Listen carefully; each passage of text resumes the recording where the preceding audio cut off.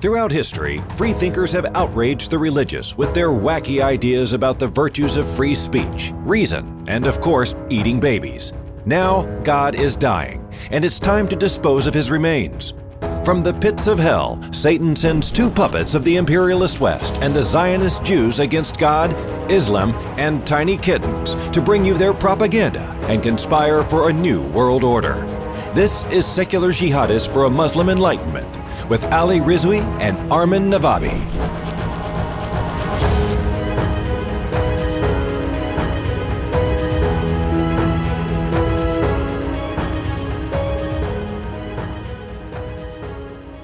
Here it is, everybody. Welcome to another episode of Secular Jihadists for a Muslim Enlightenment. My name is Ali Rizvi.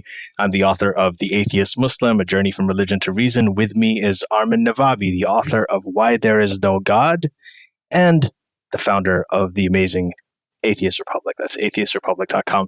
And this is our podcast, Secular Jihadists for a Muslim Enlightenment.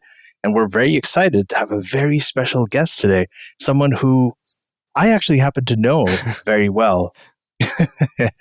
And this is, so I'm going to introduce everybody to, well, I mean, not for a lot of people. She doesn't need an introduction again. So there it is. Alishba Zermeen. Welcome to the podcast. Yo, what's up? Okay. How's it going? You'll finally get to have your money's worth. The only quality interviewee you've so far heard on this show would be me. So congratulations, Patreons. So as you can see, she's a big fan of modesty culture. You know, for all those people out there, modesty culture. Anyway, this is so Alishba. I'm wearing a hat. It's the same as a hijab. Okay, so Alishba. So here's what I know a little bit more about her than the average person, so I will introduce her really quick, and because this is the stuff that she actually won't be very modest about, so I'll tell you about her. Alishba grew up in Karachi, Pakistan. When she was an adolescent, just a teenager, she got a scholarship, called the United World College Scholarship. Now, this is the same scholarship that Malala Yousafzai got in the UK, and Alishba got it, and she went to do high school at a private school in Victoria, in BC. So she was flown out there, first time she'd ever been on a plane, went there, pretty much kicked ass in high school, then got a full ride scholarship at Earlham, where she did a liberal arts degree. And now she's just a woman of many trades. I mean, she's a professional photographer. She's also, what did you do, Alishba? Human development and social, some really complicated shit. I do you. Okay. Let's not, yeah. We should, yeah. And she is also a Disney trained photographer. She's a photographer who actually trained in Anaheim in Disneyland. So she does a lot of things very well. And so I'm obviously biased because she is my wife. We happen to be married. And she's here fresh off a Facebook ban. So she was banned by Facebook, not the first time. Several times she has been for some really amazing things. I'll tell you one of the previous times, and let her tell you the rest. That one of the previous times was when there was a woman, an actress who was killed. Her name was Qandil Baloch. And Majid Nawaz wrote an article about this too. She was killed in an honor killing by her brother. She was murdered. And there were a lot of Pakistani men defending the murder because they thought she was too immodest. They thought she was too whore-like. And Alishba basically called out all of those men who were who were actually defending the honor killing. And she seems somehow to have an army of Pakistani pious Muslim men who somehow mass report her shit, and they're always harassing her. I think she now has a very, very thick skin about it. And they keep on getting her banned, and we keep on getting her reinstated. This time, when she was banned, she was reinstated within 24 hours. So everybody out there who saw the tweets, who shared, Jerry Coyne actually wrote a post about the ban. That also helped. And Facebook has reversed the ban. So welcome back to Facebook, Alishba. But can you tell us what you were banned for this time and go into that a little bit to start? Well, I'm an Islamophobe, and I take pride in that. But I also like most Muslims. I think every reasonable person should be scared of any religion, be it Islam, Christianity, Judaism, Hinduism. Yeah. So what happens is that every time you try to talk about the facts, uh, the religious sentiments do get hurt because a lot of people actually aren't too well versed in their own religion or in their own nationalist agenda. They're just like repeating what's being taught to them. And a lot of the people who are well versed, they're either atheists or they join ISIS, or whatever version of ISIS exists in their religion. So that's basically what it comes down to. So the normal people kind of get caught up by all of these so-called, scholars. So what the trend that we have seen recently is that there's a lot of secret groups on Facebook that are created by Muslims. A lot of them, for the most part, are Pakistani Muslims. Because Pakistan tends to get butthurt about a lot more things. During the whole The Innocence of Muslims movie fiasco, YouTube wasn't banned in Saudi Arabia, but it was banned for like close to 2 years in Pakistan because, Pakistan is the champion of Arab imperialism.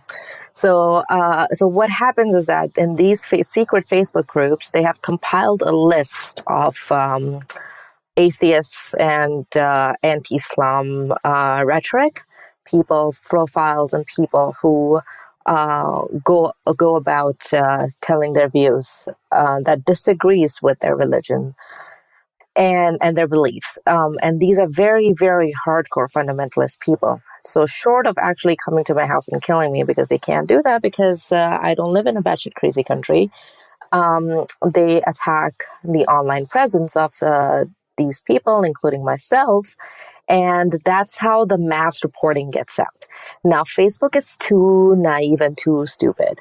Other than the fact that a lot of their, reports, scanning report, all of their people are outsourced and are based in countries where you will see a lot of Muslims moderating it too, or, guilt-ridden, regressive liberals moderating these things. So when all of these things get mass reported, then Facebook automatically takes off the thing, and then it goes for manual revision. If you appeal to it, or somebody double checks it, manual revision is the second step. I know all of this stuff because it's happened to me so many times, and almost always I've had the ban reversed within 24 hours. This time it was not because of my doing, it was because of everybody else. So that's really awesome. Thanks. But that's how all of these secular atheist pages and profiles get reported, and not the anti-Semitic pages, not the pro ISIS pages and things like that. Those things are in thousands on Facebook, but they never get removed because there's no organized movement to have those pages removed. Like there is an organized movement to have atheists and ex-Muslims pushed out of social media. And there is another problem here. Pakistani government a few months ago had recently formally requested Facebook to release the names and profiles of Pakistani atheists and activists. Naturally, Facebook refused that. One of the few moral good things Facebook is still able to do, apparently. So Facebook refused that. However, they did not give up compiling a list on their own. I have had attempts of my account being broken into, my Facebook account being broken into by the address was routing from the capital of Pakistan. So I would be not surprised if this is an attempt of the Pakistani agencies, because their biggest issue right now is banning ex-Muslim Pakistani atheists, not the fact that they, in Lahore, in one of the biggest cities in Pakistan, they don't have a burn unit for children, because of which a child, someone I know, their relative, and I think the kid was 6-year-old. The kid died because there was no burn units. Can you give us the full story about this? About the kid? It's a little bit of a tangent, so we'll move away from the topic. But I'll just touch base. Basically, the kid was involved in a burn accident at home, and his legs got burned, 2nd-degree burns. So his parents took him out immediately, rushed him out because ambulances are a joke in Pakistan. So they rushed him out to go to the hospital, and from I believe from 6 p.m. to 3 a.m. no hospital would admit the child because they did not have burn units. Even the Children's Hospital in Lahore did not have burn units for children under 9 years of age. And then eventually they found a surgeon who admitted him in his hospital, in his private hospital, and tried to treat him. But the kid died because of infections 3 weeks later because he wasn't given the initial treatment that he needed. So that is not Pakistan's concern. Pakistan's concern is also not that in a small town, Kasur, there was a huge sex abuse and child pornography industry that was found this is last what your post year was or about maybe right now, a couple of years ago. So this is a post you just recently got banned for. Yeah, and in the same village, this girl who was raped, stand up, 8 years old. This girl who was raped, she was raped in the same village that was busted for massive child pornography industry. So tell us about the. So that's not Pakistan's concern. Tell us about the girl, concern, though. The girl that you posted about. She was an 8-year-old, beautiful girl. It breaks my heart because her eyes were like so much like my daughter's eyes, and I was just like, oh my god! And all I could think of was my kid. And she was brutally raped and killed and thrown in a landfill. Like garbage dump, where people pee, animals do, whatever. So that's where she was thrown, and the police found her body. And the insanity of Pakistani justice system and law and order process is so weird. I looked at the postmortem report of the girl, and you could see like it was a printout, like, literally like almost like a stick figure printout where the ME had marked where the markers of abuse on her body. It was so primitive. But in any case, they found DNA evidence and they locked up some guy who was, no surprise, an Islamic priest, religious priest. And he was booked, and then turns out that he had also abused eight other children before killing this girl. And his defense statement is so amazing. He said that a jinn got on my head, inside my head, and it was the jinn who made me do it. Jinn, for those people who don't know, is a demon. It's a being made of fire that is talked about in the Quran quite often. I mean, these are things that people actually believe in. Grown adults actually believe in jinns. And Salman Rushdie's recent novel is also about jinns. So, just plugging in that. I couldn't get through it because it's not that great of a read. But anyway, I have a signed copy. So anyway, so it was like, so that was his defense. This is what you're dealing with, right? And I'm reading your post on Facebook. Yeah. What do you think that triggered these people to mass report it? Like, do you think it was the Muhammad part? Oh, can you describe it a little bit? It could be that. Actually, one second, Armin, can you describe it if you're reading it for people who may not have read it, and we'll put a link to it in the description. But are you going to read the whole thing, because that's going to take a whole lot of time? Don't read it. Just describe what you're talking about. There were just four points. The first part was about the media blaming it on women.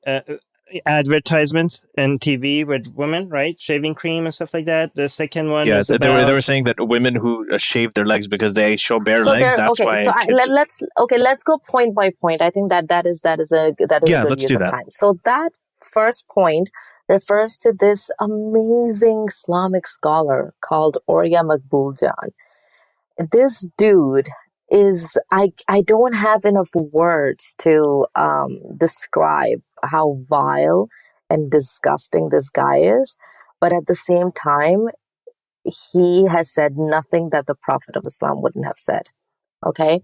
So this guy, this is not the first time. He is a very, very famous Islamist in the sense that he believes that Sharia law and all of that stuff should be part of Islamic constitution through legal proceedings, like through voting and all of that stuff. So it's basically like, I'm not going to go around the ISIS route, but I want exactly what ISIS wants. So that's what his idea is.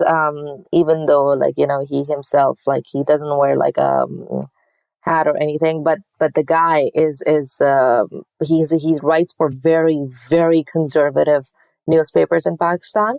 And every time he's on TV, like, he was also one of the guys who said a lot of nonsense about Kandil Baloch. And then I also talked about him in that post. And I think a few years ago, when there was a page created against me for supporting Jibran Nasir, a blast, like, kill Alishba, whatever. It was specifically targeted towards me. And I do think that it was his brigade who started it, because I crossed paths directly with him when I commented on you were put on the official blasphemy list, the list of blasphemers. I think it was his brigade, and then things kind of got we had to get security arrangements, right?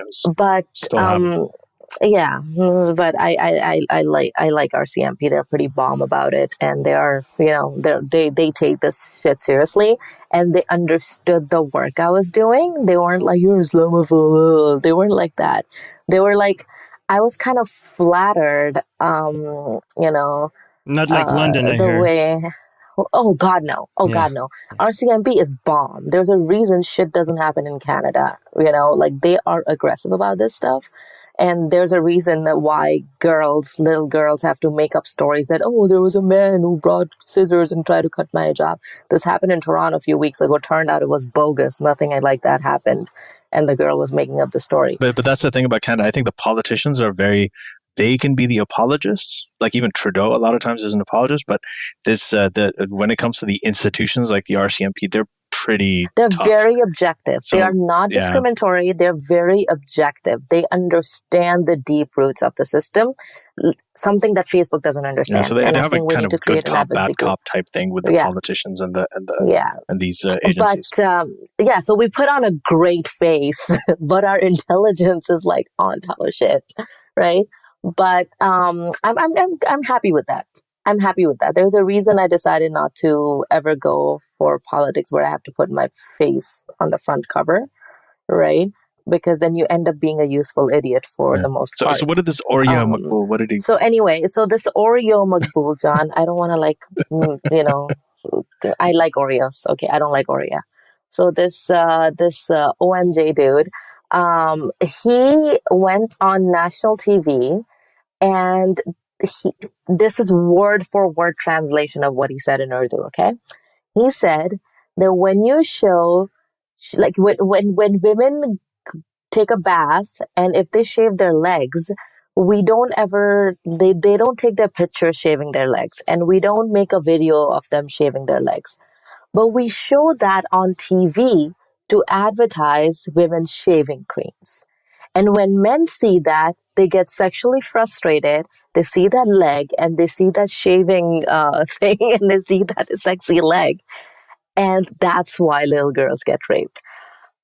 Can you make sense of that? Jesus fucking Christ. Or should I say Muhammad fucking Mustafa? This is word for word what he said. Like, word for word, literal translation. Women's shaving cream is responsible for little Zainab getting raped and murdered. What do you think about the people that suggest that it is exactly the opposite? The fact that women and men are so separate and women are seen as something not to look at, or so, the special thing that, there is. Do you think that contributes to the sexual frustration? Like the fact that these things are demonized and, go on. Okay, so there is a link to that in the rape epidemic, and in terms of if you're trying to talk about women's sexuality, you're talking about, the MeToo campaign and all of those things.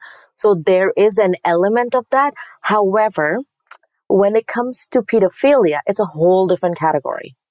Pedophilia is a completely different category in the sense that first, it's a preferential abuser. I watch shit ton of Law and Order, and I watch a lot of SVU, and I'm so happy that I do, and you should too, because all of this MeToo stuff that's happening right now, these guys have been saying that for 18 years in every single episode. For the last 18 years, every single week when they release an episode, it's about that. And if there is any change in public opinion about rape culture and all of that stuff, I think a lot of that has to do with Mariska, the woman who plays the lead character in since the last few seasons. She's I watch been in the it show. too. Anyway, Alishba and I both watch SVU pretty religiously. So this, and they're very, very close to real procedures, right? So this, you're talking about preferential abuser. You're talking about somebody who is attracted to primarily children, minors, prepubescent, or even younger kids, right? That's what you're talking about. That particular abuse, you can say that it could be, it's not always gender preferential. It can be boys or girls, right? And the abuser I have personally never heard of, or never even seen an isolated single woman who is abusing. It's always men. Women can contribute, but they are not the primary abuser. Women usually are the people that enable the men. They help. Yes, they can be accomplices. Yeah. They can be accomplices, but they are not primary abusers in these cases. So just like Larry Nassar's case, huge scandal. So these are preferential abusers. Now, with preferential abusers, when you attach the doctrine and the dogma that your 53-year-old prophet was, divinely sanctioned to marry and rape a 9-year-old child, and that's all cool, what does that tell you? Where does that take you, right? So there is no conflict in this religious priest's mind who is raping an 8-year-old girl. And in the Quran, Ali has mentioned in his book as well that there is a verse that talks about how to divorce your wife who hasn't yet menstruated. Right. That's Surah 65, verse 4, where it gives instructions to how to divorce a wife who is either postmenopausal, who's pregnant, or who hasn't menstruated yet. So if your wife is of premenstrual age, this is how you divorce her. Those instructions are in the Quran, Surah 65, verse 4. Right? So this is not a matter of interpretation. It's right there. So when you take all of that nonsense, right, and you take this priest, in this priest's mind, there was no divorce between his religion and his sexual attraction to little girls, and him going after those little girls, but not killing her. There's not killing her. Yes, so that's why he said in his thing, he did not say that the jinn was there in his head to like rape her. He said the jinn got in his head to kill her. So he thinks before everything he was doing before killing her to her was okay. That's what it sounds like, and she wasn't a lot of times, victim. Armin, like what happens is that these people, like they think that, well, this is our God-given right. Like, Muhammad was an example for all time. He did this. We should be able to marry children if we want to. Why is this such a taboo? Why is the government going against Islam by now? But they kidnapped her, isn't it?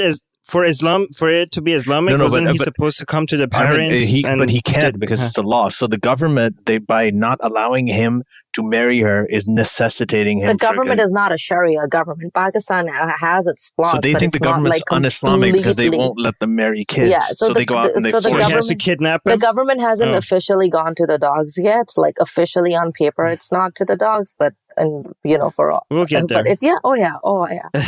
If this nonsense doesn't stop, I have no doubt we'll get there.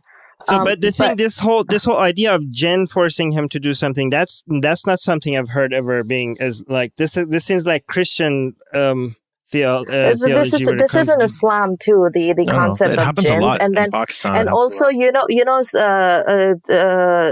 kul Allahu ahad Allahu samad, that particular one. Lam yalid wa lam yulad. I think it was that one or one of the 4 kuls, right?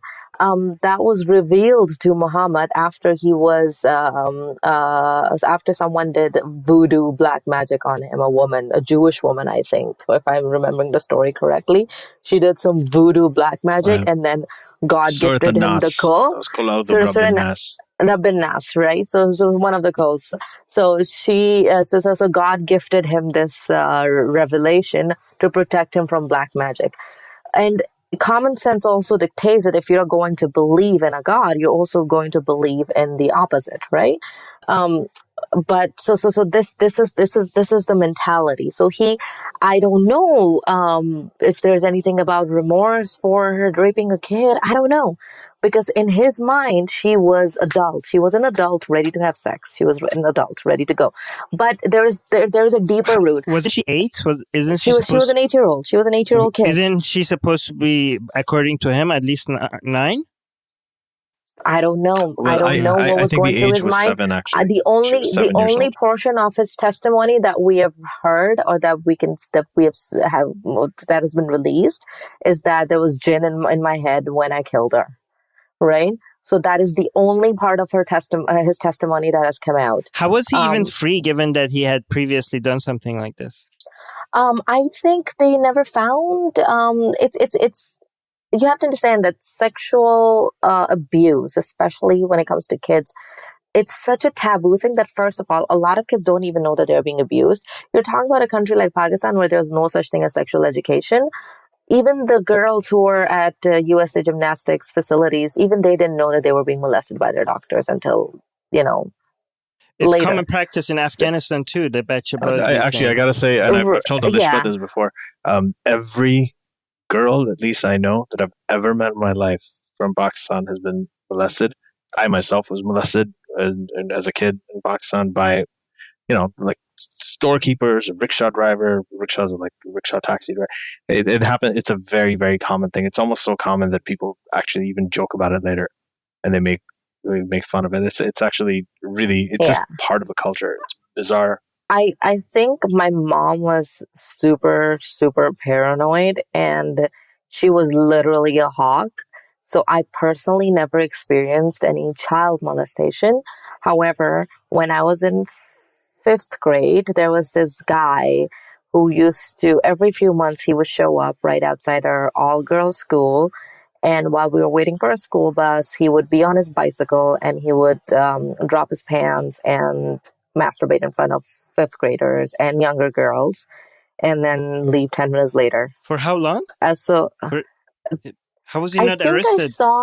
I think I saw him on and off all the way until I was out of the school, which was grade 10, so 5 years. Wait, so how come somebody that allegedly burns the Quran doesn't get away? And somebody that does this for 5 years, nobody does anything? So you're not supposed to talk about it. I think that no girl, and myself included, talked about it because that would admit seeing a penis, and seeing a penis is like, you're going to blame the kid. That's what Oriya Makbul was doing. That's what her post was about. They're like, why were you looking at him doing that? So they're like, if you know what he was doing, that means you were looking at him doing that thing. That means that you're in trouble because you were looking at him doing that thing. But you were not looking at him doing that thing, be like, oh, I wish you would put it inside me. No, you're looking at him being like, what is wrong with him? Right? So none of the girls ever talked about it among themselves, and nobody reported. And until, I don't know if he stopped after, I am pretty damn sure that he absolutely molested some people. I don't know who. I don't know if they were from my school. I have no idea. But this happened. So I went to an all-girls Catholic school, and Catholic school right outside the school. In Pakistan? Oh yeah, they're good. They're a whole bunch of schools, and they're not like indoctrinating you with Bible or anything. But isn't that illegal to teach Christianity? Because you were not Muslim. So we weren't taught Christianity, right? Like if you're a Christian student, you have in your religion period, you go to the chapel to study the Bible, and the Hindu girls go study the national ethics course. And Hindu Parsi, like there's just one centralized ethics course. And then for Muslim students. Yeah, there was the it's Islam not like course. Saudi Arabia. And so that's how they Saudi divide Arabia, it. other religions are Yes, banned. it's not like Italy. It's not like the Catholic school. The concept of Catholic school is very different in the Western world than Pakistan and India. Pakistan and India, because they were the like before the British system was like British O-level system was introduced, Catholic schools were the best schools you could send your It's kids missionaries, basically, right? because the teachers were foreign trained and they were very, very educated. English. If you want your kid to learn English, you send them to a Catholic school. So this And sounds like good Pakistan manners. needs a Me Too movement, that much more than the U.S. So something like this did happen after the Kandil murder. But it a lot of girls from elite university campuses where either those students who are at those universities, either they go on to study or get jobs in US and European institutions, or they stay back and are coming from wealthy families, so they're already privileged class, so they started this movement. Then what happens is the movement gets this connotation that this is something that is a Western conspiracy, and this is a conspiracy to lure our women away. And it makes no sense to me because you are attributing everything good to the Western world. It's not making you look like, any good if you say that women's rights are a Western concept. I feel like, it's a pretty bomb concept. What does that mean? Lure a woman away to what? Lure women into the world of fahashi, into the world of vulgarity. By right? telling into people that you shouldn't, it doesn't make sense. Like by telling people that you have been molested or you have been, how is that? Isn't that the exact opposite? Because all of that stuff is tied to sexual liberation. All of that stuff is tied to sex education, right? When the Ontario provincial government mandated sex education for all kids in primary school, there was a huge protest against it. Majority of those people were Muslim people and some conservative Christians. Of course, they weren't able to do jack shit because, again, #Canada is awesome. But America's hat is awesome, man. It's awesome. But what happened with is this the same mentality? It's the same mentality that if you talk about sex education, you're talking to your kids about sex. If you're talking to your kids about sex, you are telling them these things too soon, and they're going to know exactly what it is, and they're going to want to explore, right? And when they're going to want to explore, it's going to lead to sexual liberation, which leads to vulgarity, which leads to a sexually free world, which is anti-Islamic, and then they might start dancing. Which means which means the whole world is going to crumble and Qiyamah is near. It's a twisted concept. Do you think it might be the exact opposite? Do you think it might be that if women are empowered to decide what they want, then they're less available, like they don't get to just get... that's also, yeah, the sexual liberation is part of the whole, that is the whole thing. So religion, when it tries to control women's sexuality, is trying to control women as a whole, right? And through sexuality, they control their finances. Through finances, they control their families, their kids, and everything, right? So if a woman divorces a man, the kids go to the man. Pakistan, yeah. Right? Is that why they're also against some Taliban and people like that are against education? Because the more they're empowered, the less control they have over women? Yes, that is common sense, right? That's how it is.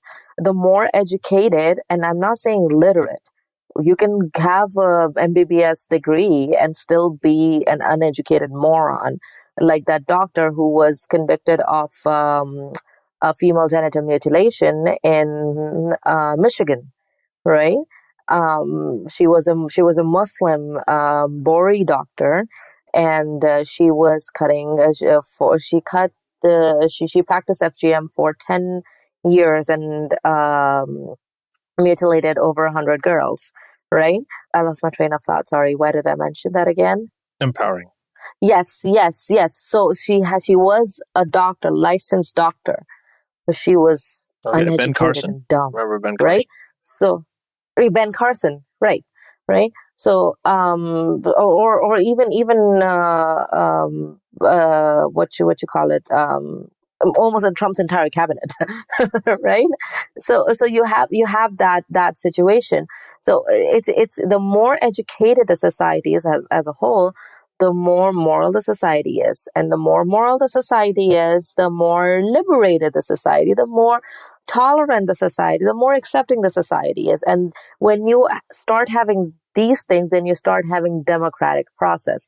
When you have democratic process, it's the complete opposite of a religious authoritarian rule, because democracy is not authority. Democracy is an election-based, choice-based system, which is up for renewal, right? Unlike religion. So you lose a lot of things when you give women the power to make sexual decisions, which is why we have this anti-abortion movement, which is why we have these anti-birth control covered by health insurance movement. It's all starts with women's sexual revolution. I wanted to kind of bring just the reference to this, the religious reference to this, and this is so for all the Christians out there listening, or the non-Christians or ex-Christians. I just want to let you know that we have a revered figure in the Islamic religion named Mary. Her name was Maryam. She was a virgin. She gave birth to Isa, or Jesus, as a virgin.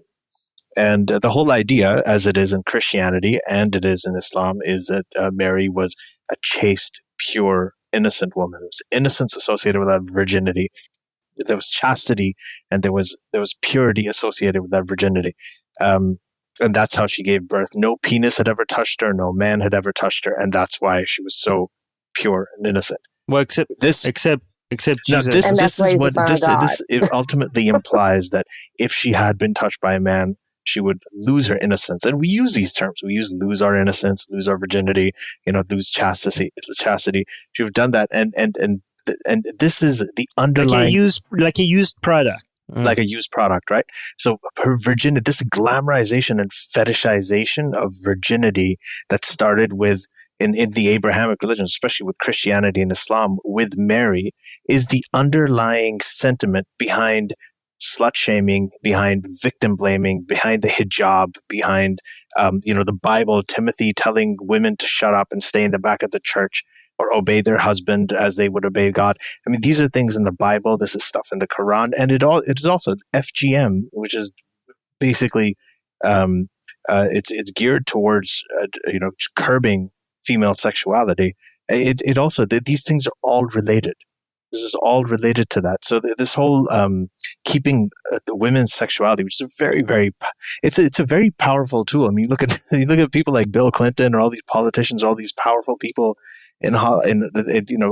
these politicians who work their entire life not to make a single mistake, and ultimately they're brought down, because they're having an affair, or, there's Monica Lewinsky, or, whatever it is. Yeah, I don't think it's got anything to do with female sexuality. I think it's got everything to do with male sexuality and the lack of control. Alishba, you're getting me wrong. I'm not saying that. I'm saying that the female sexuality in women is an extremely powerful thing, right? And it's something that men have tried to curb for their advantage by making women feel bad. Now, if you look at the Bill Clinton, Monica Lewinsky thing, she was a 21-year-old intern, who was she had an irresistible guy who was like the most powerful man in the world.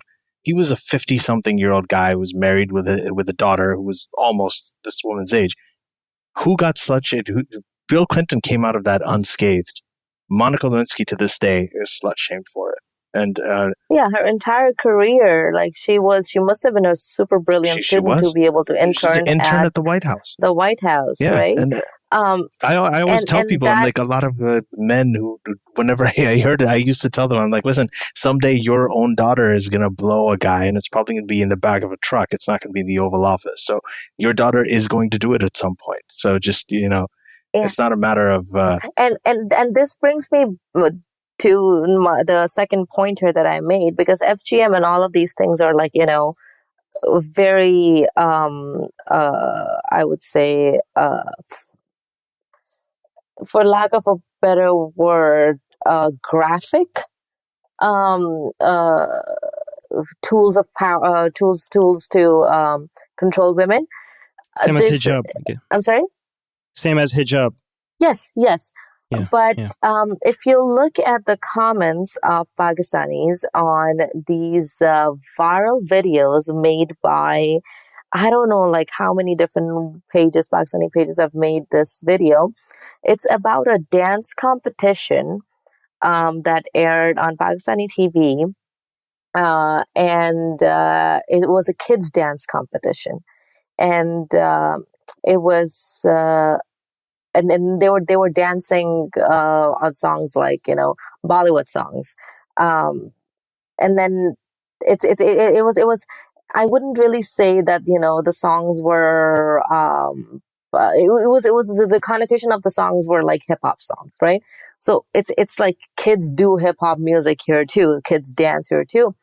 But what these videos were trying to say in explicit words is that when you encourage little girls to dance on national TV and dress like this, and by dress like this they mean the girls were dressed either in jeans and tops or like fully covered, right? Like you couldn't see their body as such. So but they were wearing fitted clothes. So just like girls do when, like little girls do when they go to the gym or when they go to dance classes, these people, Jesus fuck. So these people made this video that because of little girls dancing on TV on dance competitions, it encourages men to go and rape them. And then everybody started saying shit to their parents. These parents should go to hell. It's this when this thing happens to their daughter, then they'll realize how wrong they were. People literally said that these parents who send their kids out for dance competitions deserve their girls raped, their children raped, because they are enticing the men in the nation to go ahead and rape kids. This is what they said. So girls should stop having fun because these men can't control their urges. This is what they said. So this was my second pointer, that this was the dance competition. The dance competitions happen all over the world. Ballet classes, little girls, like one of my very good friend's daughter is like 3-4 years old now, and she wears her ballerina costume. I don't know what the hell these people would do if a Pakistani little girl was in a ballerina costume. Like they would just, like, I don't know, jump into the TV screen to rape her, right? This is the mentality you're talking about, that they think that girls competing in a dance competition, all the girls under the age of 9, is the reason why little girls get raped, and programs like this should be banned. And why are parents allowing girls to dance? They literally said that. And whereas the same dance competitions for boys, nobody gives a shit. Yeah. Alishba, I just want to read out the last part. You wrote the last point in your post. Because this is, and after that I have a couple of questions. Yeah. The last these are several points that Alishba made in the post, and then the last one was that there was this idea in Pakistan after this little girl was raped, that rape started happening when Indian cinema and the Western media started getting broadcast access in Pakistan. So this is one of the things that people in Pakistan think, that because, Indian cinema and Western media and everything is now getting into Pakistan, people watching this, and it's making, these poor Pakistani men go out and rape kids. So Alishba wrote, quote, "Yeah, because no one ever got raped and molested before TV came around, because the Prophet of Islam himself didn't marry a 9-year-old and killed all the males of 13 and over of the tribe of Banu Qurayza, and took a married Jewish woman, Rihanna bint Zayd, as his sex slave after slaughtering her husband." And this is obviously historically true. It's documented in Islamic history. He did take sex slaves, and that's actually allowed in Islam, even if they're married. And she's one sex slave who is mentioned by name, that she was taken from the tribe of Banu Qurayza which was a Jewish tribe, and the Prophet killed all the males of the tribe of 13 and over, or basically all the kids and anybody who had pubic hair. And this was the justification the Taliban used when they killed those kids in the school in Pakistan. So just to be clear, that's a sign for them. That's a sign that they're adults, so it's okay for them to kill. Yes. Yeah. Okay. So they killed all of the males, including Rihanna's husband, and then he took her as his sex slave. And then later on, it's said that she converted to Islam willingly and happily. Who the hell knows? As slaves often do. Yeah, because slaves have all the liberty to do that. Right, just like well, a lot of Muslims will say this was the norm at the time, and also slaves were treated better under Islam than. Oh my jeez! Like, oh my God! Thank you so much that you're treating me so nice. You're giving me 2 days of food and raping me every single night because a sex slave has the choice to say no. This is actually the example that ISIS is following when they follow the Muhammad's example. This is actually the. But what I say to that whenever they say, "Well, this was the norm at the time," is that so you're agreeing that that the life of Muhammad should not be applied today. So you're acknowledging. So when I say that and when I quote these things, they go batshit crazy. They actually can't refute it, right?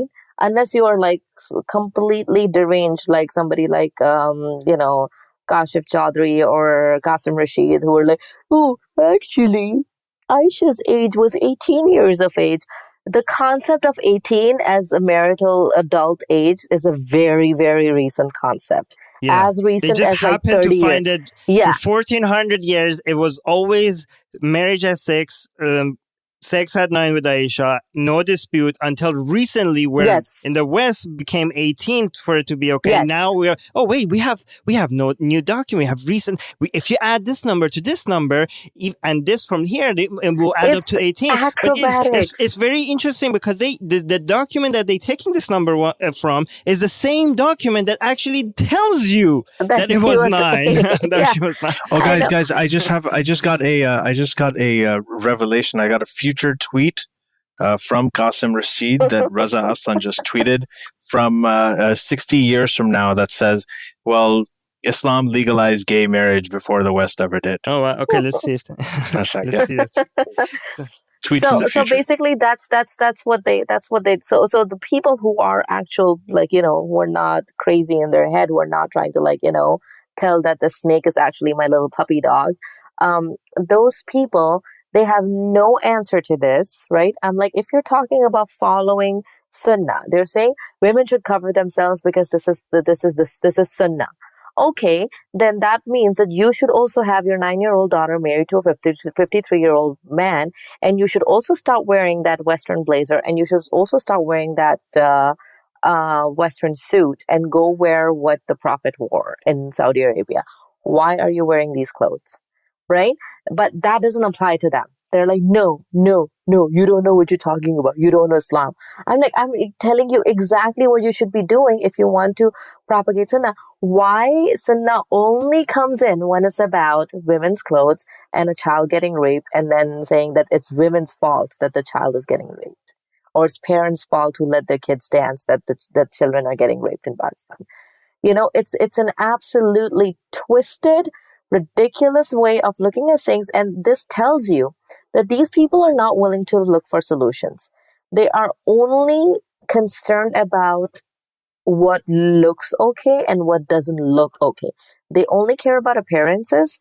They only care about if Islam is looking bad according to Western standards, or if Pakistan is looking bad. They are not interested in finding the root cause, and they're not interested in solving any problems. Okay, so Alishba, if you were leading, like, let's say there was a MeToo campaign, a movement happening in Pakistan, and you were one of the leaders, what would be some steps that you think, some issues that need to be addressed and steps that need to be taken in Pakistan? Mass male castration. Oh. Just kidding. No, honestly, okay. Calm down, Trump supporters. I don't even know where to begin answering that question. I really don't know, because everything in the country is so fucked. I was actually thinking about it today, that the only way, and I know it's going to sound ridiculous, especially because you have seen what happens to when you have secular dictatorships like, the Pahlavi family in Iran, and it just like goes to shit, right? You can't impose secularism in order to stand out.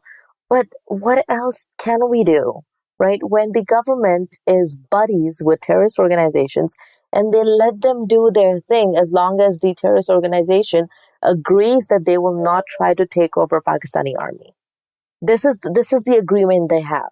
As long as they don't intervene in Pakistani army is doing, Pakistani government is not going to intervene in their madrasas, in their religious schools, in their religious teachings. This is the pact these fuckers have. What the fuck do you do in that situation? I don't fucking know. Well, I think you need to, there is no top-down solution to this. There needs to be a slow bottom-up educating people education. How can you have bottom-up solution when anybody who even tries to give you an alternative idea gets killed or has to run away from Pakistan? That's where we come in, right? As atheist activists, it's reaching out. So but is there mass support for it among women? Because you see with My Stealthy Freedom in Iran, you have one woman taking off her hijab, and by and large, you'll meet a lot of people. They'll get a lot of people come out and they'll join and they will take that because risk. their grandmothers but in Pakistan, you don't have atheism is growing in Pakistan, though. If you look. Let me tell you something. If you look, from all the countries that like Atheist Republic, our number one fan base is from Pakistan. But you also have to see it may also be people trying to keep tabs, right? Yeah, but so, you could see the level of you could see the comment section, the fan signs that we get. I want to believe that that's the case. However, I can't tell you if it's the accurate representation. A and B. To answer Ali's thing. Ali, I'm sorry. What was the question again? Oh no. My question was that. In how many women are actually in support? Because from what my experience is that so in Iran, So you're talking about Iran, right? In Iran, their grandmothers remember not wearing the hijab. Their grandmothers remember going to universities freely. In Pakistan, there is no such thing. There really isn't, because they have really never experienced the fully oppressive religious regime. They have never experienced it, right? When you're talking about women, I will tell you that, that point I talked about, like, oh, why are these parents letting their girls dance? Majority of the comments were from women, from mothers. They weren't men. They were there were some asshole men, yes, but majority of them were coming from women because that's how ridiculously brainwashed they are. And just let me make this one point really quickly. In Pakistani weddings, a wedding where women can dance, and it's not just in Pakistan. I used to do a lot of wedding photography before, and every single Pakistani or Indian Muslim wedding that I shot, any wedding where women were allowed to dance in front of men or with men was considered a liberal wedding. Whereas a lot of weddings and because I'm a female South Asian photographer, so I, just because of why, my appearances, I ended up attracting a lot of conservative clients because they were looking for a female photographer who would be able to photograph the female only part of the ceremony. Those women were only allowed to dance when women were there, and even then only some of them were allowed to dance, and even then none of them were doing anything remotely sexy. Their dance was so bad. I was like, it's just better if you don't dance, right? So you can see that they really, really want to.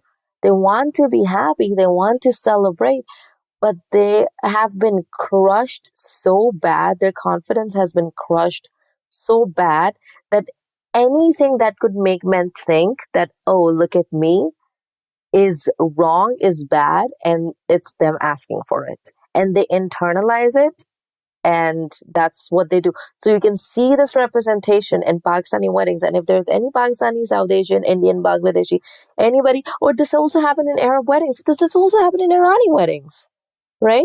So if there's anybody out there who's like listening from these places, who's listened to this, they have absolutely 100% been to at least one wedding where they have actually seen this phenomenon themselves.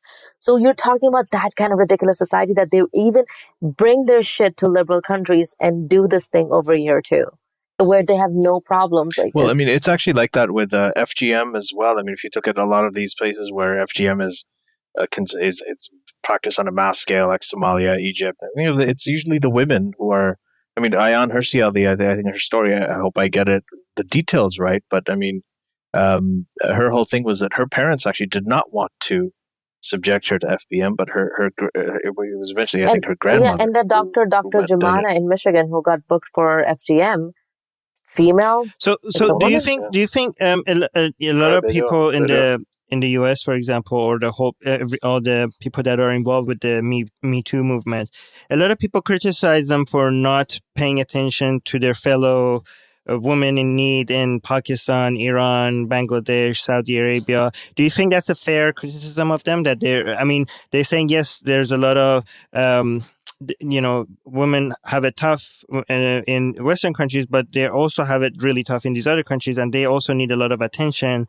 And why are you not giving them the attention they deserve? Is that fair, do you think? Actually, and to add to that, Alishba, I want to piggyback off that question to bring in the whole hijab thing. So, this whole idea that people over here, the Women's March, were celebrating the hijab, whereas people in Iran are taking it off. So that's a very uncomfortable kind of reality. And I want to read your quote here also that you said about hijab, and you compared it to the Confederate flag when you said, so I'll quote it here. Alishba said this: "What I feel about the hijab is identity and liberation apologists. Is the same thing I feel about Confederate flag supporters. Yes, free speech protects your right to sport one, but do not forget the fucking history and traditional use of that symbol." So, this whole idea that, to Armin's point, what he's saying about this sort of idea of feminism here and feminism there and dealing with these things. So they're actually not related questions. They're completely different questions. I'm going to answer the first one first. So, to you, Armin, that Me Too movement, a lot of people are getting very confused about Me Too, right? Me Too started as a response to workplace harassment primarily. That women are disadvantaged in workplace, in career situations, because they end up being in situations where sexual favors are asked of them for promotion, for opportunities, and similar things. That at workplace, a woman's sexuality can never be separated from her merit, because it's the men in power who are making these decisions, and they are more inclined to abuse that power. So that's how Me Too movement started. Me Too Hollywood movement, it was an exclusively Hollywood movement. It started so that, I was watching Golden Globes the other day, and it turns out that so far there's only been one female director who has ever been nominated for Golden Globes. And that was 2 decades ago. It was a while ago, right? And I'm not saying affirmative action. I'm saying you can't get quality out there if you're constantly pushing the quality back. Salma Hayek's revelation about her whole ordeal with Harvey Weinstein, she said if she had refused him that sex scene that he wanted, after refusing him everything else that she refused him, she would have lost Frida, the movie, the whole project. Right? So how can you say that, women are not nominated because they're not doing good enough work? No. Fucking MRA assholes, fucking Trump supporters, no. And fucking Christina Hoff Sommers, no. That is not the reason. And I've had a huge beef with Christina Hoff Sommers before Twitter came around, because I read her articles in school. A very conservative psychology professor of mine subjected us to that. And I was like, oh my God, this woman is dumb. Read what she has to say about children's education when it comes to moral education. It's horrendous. Anyway, it's not that women don't have quality. It's not that they can't pass the merit test. It's that they don't even get there because that would mean allowing the other person to violate their body. Now, not everybody an asshole like me. I would record that shit and I would be like, fucking world, this shit's happening. And, fucking crowdsource my Frida because I'm not about to put up with this stuff. You're also talking about a time where internet wasn't a big deal, right? Where crowdfunding, making a noise was not as easy as tweeting nuclear codes as Trump would do eventually, right? It wasn't as easy, but now it is, right? Like, can you be sure Kofi was not a code? I don't know. Kofifi. Maybe it was. Yeah, maybe it was, right? But to be serious again, the because of the internet, it's like science, right? So in the last 100 years, science has done way more for human contribution towards human knowledge pot than anything has ever done before, because we got computer and we got we got technology, and then it's exponential, right? Same thing happened here in the last 30 years, younger, I'm not 30, in the last 30 years, they have, Ali is older than 30. You're older than 30. In your lifetime, you have seen gay movement come to the point where people can get married, where you've seen Hollywood going all out in black like a Shia Majlis and be like, we're going to protest this shit, right? But didn't it evolve to more than Hollywood and more to anybody being targeted? Yeah. Okay. Yeah, so I'm getting to that. Okay. So what Western Hollywood feminists were doing here, it's like a company standing up. Be like, okay, we're part of this company, we're going to shut this shit down, right? So that's what happened. Now, MeToo movement exploded from there, and then it became other workplaces too. Everywhere else, women are getting harassed. And then it became a general thing that women are harassed everywhere. Armin, I kid you not, every single time when we were living in downtown Toronto, actually over here too, every single time when I walk on the street on my own, without Ali or without a man with me, right? Or without an older woman with me, a younger woman with me, same thing would happen. I get catcalled every single time. 6 months ago, I went for a haircut and I was completely barefaced and I was wearing a useless summer dress and my child was in the stroller, and I get out of the salon and this guy in his truck is screaming, "Looking good, babe." And I lost my shit. I later thought, and this is how problematic the system is. First, I lost my shit and I went ahead and said, can you guys ever fucking exist without calling out a woman who is on her own? Can you exist without doing that? Then when I walked away, I felt stupid for doing that. You know why? I was like, my kid is in the stroller. She's only a few months old. What if he had a gun? What if he had decided to come out and kidnap me? What would I have done then? That's how pervasive the system is, that even though I had the courage to speak out what I did, I realized that it was an incredibly unsafe thing for me to do for my child. So this is what you're talking about. You're talking about systematic abuse. Now, I was going to connect it to Ali's and your thing, like the Western feminism thing. No, I just want to mention, but so for my wife, for example, right? Since age 12 till eventually I met her, she was alone without parents in a city, and she was molested by every single boss she had, every single one of them, right? But I'm saying, well, this is like in Philippines or in Bangladesh or in Pakistan, there's even less protection for these people. Like when she describes to me, these stories, I feel scared. Like I would like, holy shit, what? I'm so happy. I'm not a lonely girl in a city, like, because how much protection. I would always be like, I would be scared, right? Like it seems like I always need protection. But the thing is that what I'm saying is that can this be, given that I'm not saying it's, when we say something is a bigger deal somewhere else, you're not discounting it in the US, right? You're not saying it's not a big deal in the US by saying it's a bigger deal somewhere else, right? I'm just saying, given that women have even less protection, have even less security, have even less support in these other countries, shouldn't this become a global thing especially for people in Islamic? I have a long answer if you have time. It'll take me about 5 to 10 minutes to give this answer, okay? Because I'm going to draw some parallels here for you. So people are always crying, and this in the beginning, it's going to sound disconnected, but I'm going to bring these two things together, okay? So people are always crying that whenever there is an attack in Paris, the whole world mourns. Hashtag Paris, hashtag, Orlando, hashtag this, hashtag that. When Muslims are dying all over the world every single second. Okay. What makes the world care about Paris, Orlando, San Bernardino, all of these places, 9/11?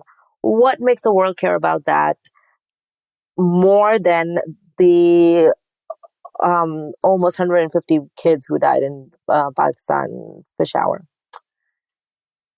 The people, the civil society of those countries valuing their own and the life of their own citizens.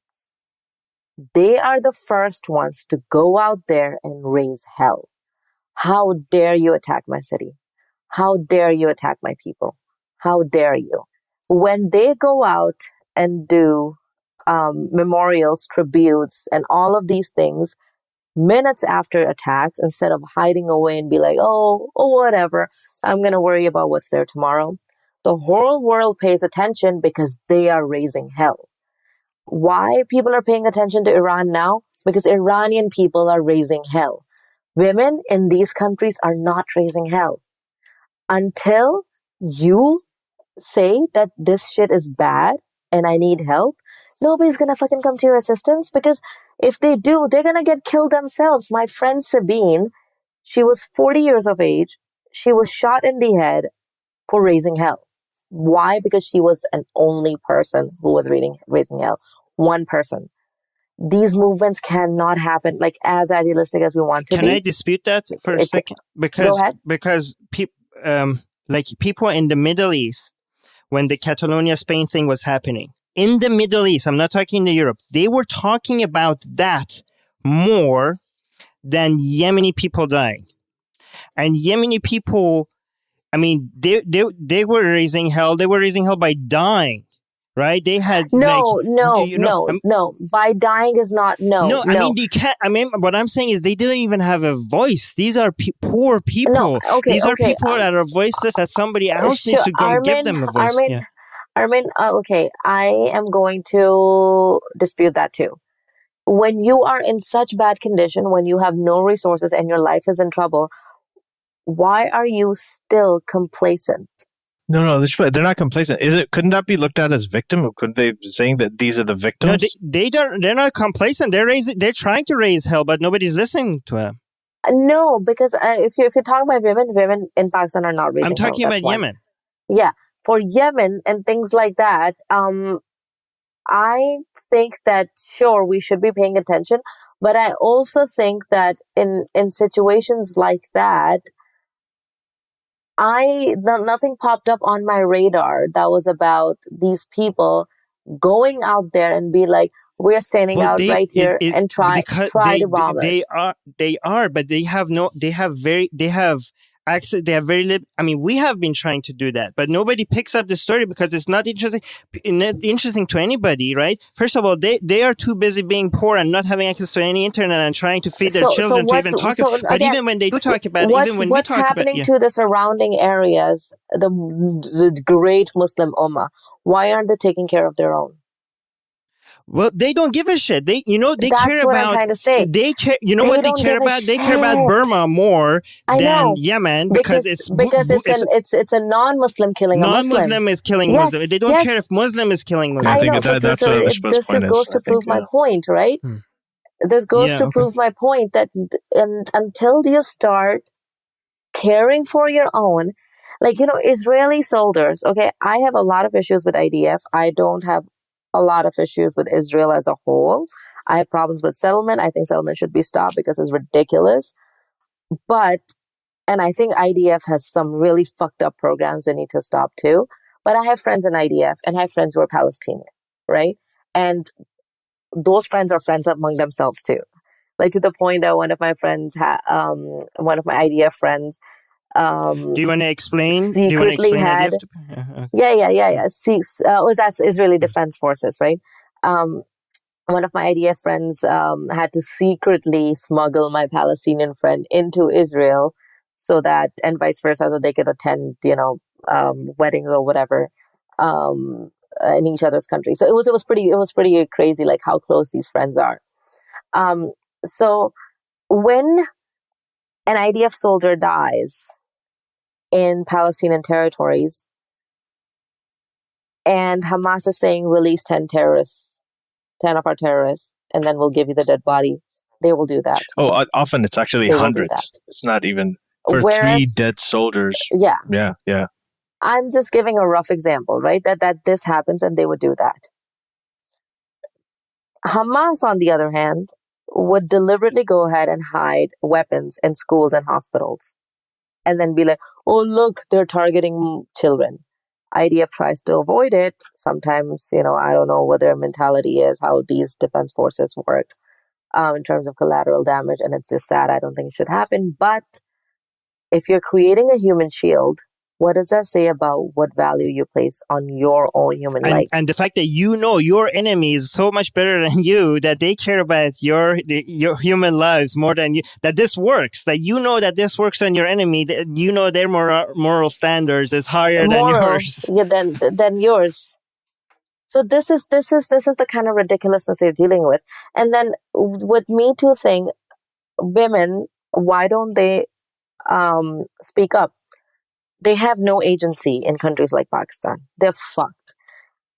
In the Pakistani marriage document, the Muslim marriage document, majority, 99% of brides sign on a blank document. And I'll tell you that you don't even have to be a villager for that. Recently, a 30-year-old Pakistani women's cricket team member got married. I happened to saw the photo of her wedding document, and my father, he was just like, did you see that? I was like, why? What's wrong with this? It's like, it's a blank document. Never ever sign a blank marriage document. And you know why they do that? When the bride sign it, the priest takes it away. And there is a corner, like, how in Islam, default rights to brides and women are not given. You have to write down these special clauses, right? Default rights are given for men, like men can divorce and stuff, blah, blah, blah. But on the other side, in Pakistani document, because Pakistan is not a Sharia country, it's not completely batshit crazy, you can say that this woman has a right to divorce. You can write that down in special clauses. But what the priest does is he takes a form and he draws a huge line across that thing. So all of her rights pages is null and void.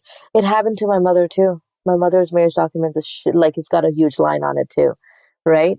And nobody explained the document to her, or to my dad even. The first time they ever saw a document was when they were getting married. They were like, what the hell, right? So women have no agency in Pakistan. None. Zero. A friend of mine was in an abusive marriage and she couldn't leave because the kids would go to her husband, right? So you are in this kind of situation. Now, if you are a woman living in Pakistan and saying Kandil she did nothing wrong, people are going to be like, oh, so you're all ready to have sex with everybody and anybody. Let's do it. They will slut shame you. They will do that to you. So how women find agency in that kind of environment. And they think that you're deserving of if Right. rape. So how women find agency in that kind of environment? They subscribe to the male doctrine, endorse the male doctrine, and that gives them a voice. That's but can you blame them if that's what they've been brainwashed to think? I cannot completely blame them. I cannot. However, I do think that there is some blame there. If you are in that kind of situation, you can collectively speak out. But the problem again comes down to kids. And I completely understand now more than ever that what you wouldn't do to make sure that you're never separated from your child. So they hold that against women, that if you leave a man, the kids go to the man, right? So there's things like that, and there's justification for that. Oh, the woman is gonna go ahead and marry somebody else, and that's gonna subject the child to molestation or some sexual predator because that father is under the adopted father. In the adoption in Pakistan, in Islamic doctrine does not exist. So the just like the Prophet of Islam married his own daughter-in-law, who divorced his adopted son. His adopted son's wife, and then he got a revelation very conveniently saying that your adopted son is never going to be your real son, so you can totally marry. Yeah. And that's why Canada has banned adoptions from Pakistan, because Pakistan gives you guardianship if you're adopting a child. Pakistan has no formal adoption certificate that gives you parental all of this rights. Because Muhammad became attracted to his adopted son's wife. So many people have to go through so much shit because Muhammad. Because of him. Right. Yes. A lot of kids have to be abandoned. Like one of our friends had to go through shit ton of issues adopting his daughter from Pakistan, and the ordeal was terrible for the mom, and it's just ridiculous. And and again, like, the kid was adopted, given up in the first place because it was an underage girl who was probably raped by her landlords, or it was an incest case, and she gave birth to a kid they were willing to adopt. But it took just give a really fast summary to the people. Muhammad saw his adopted son's wife. He became very attracted to her, but he thought he shouldn't do that because it's kind of seen like incest back then. If you marry your former adopted, because he came and said, "Look, hey Muhammad, I don't really even want her. I could divorce her if you want her, right?" But Muhammad was like, "No, this is not right. You're my son. I can't marry your wife." But then he really wanted her, so this verse came down that, you know what, your adopted sons are not really your sons. So this whole adoption process became very complicated in Islam, and a lot of people are suffering. So then after that, it's pretty much taboo. The adoption thing is all taboo. And even worse, if people adopt baby girls, I mean, we had family friends in Pakistan, and everybody talked about it. Like, once a girl got older, people would come up and just openly tell the father, "Why aren't you making her do hijab in front of you? You're not mahram." And he's like, "I'm her dad." He's like, "No, you're her adopted dad. In Islam, you can't be her father. It's not allowed. You're not allowed. She's not allowed to take the father's name or the mother's name or anything." Well, mother's name doesn't really come into the picture in Islam, but she's not allowed to. She cannot be treated, even inheritance, even when it comes to inheritance rights. They have compromised inheritance rights because they're adopted. So there's definitive discrimination against adopted children in Islam because the Prophet wanted his daughter-in-law. So going back to what Alishba was saying, but given that the things that you mentioned, that it's so hard for women to speak out, and the consequences for them speaking out, and the brainwashing and all that, doesn't that make it give us even more responsibility for people here that have less consequences for speaking out to be their voice? But yes, I agree. But Armin, how much can you say about these people, for these people, when it's very, very difficult, close to impossible, to put a face to the story that, look, this woman, these women, these hundreds of women are victims of this thing. Well, when you can't show it to people, when you don't have that emotional appeal with facts, it doesn't really, you can't get too far. However, I will say that at the same time, women like Linda Sarsour are doing more damage, right? By saying that, oh, this is liberation. No, fucking bitch. This is not liberation. It's not. Because hijab, you're talking about hijab. Yes, Right. for hijab, Yeah. And then that you're able to, wear a burqa. Yes, you have the right to make stupid choices. You also have the right to vote for Trump, like Asra Nomani, right? You have the right to make dumb choices, but I'm going to call your shit out and I'm going to tell you why it's wrong. Because all of these young Muslim girls in the Western world who are wearing hijab as an identity, even though a lot of them have no family history of hijab, right?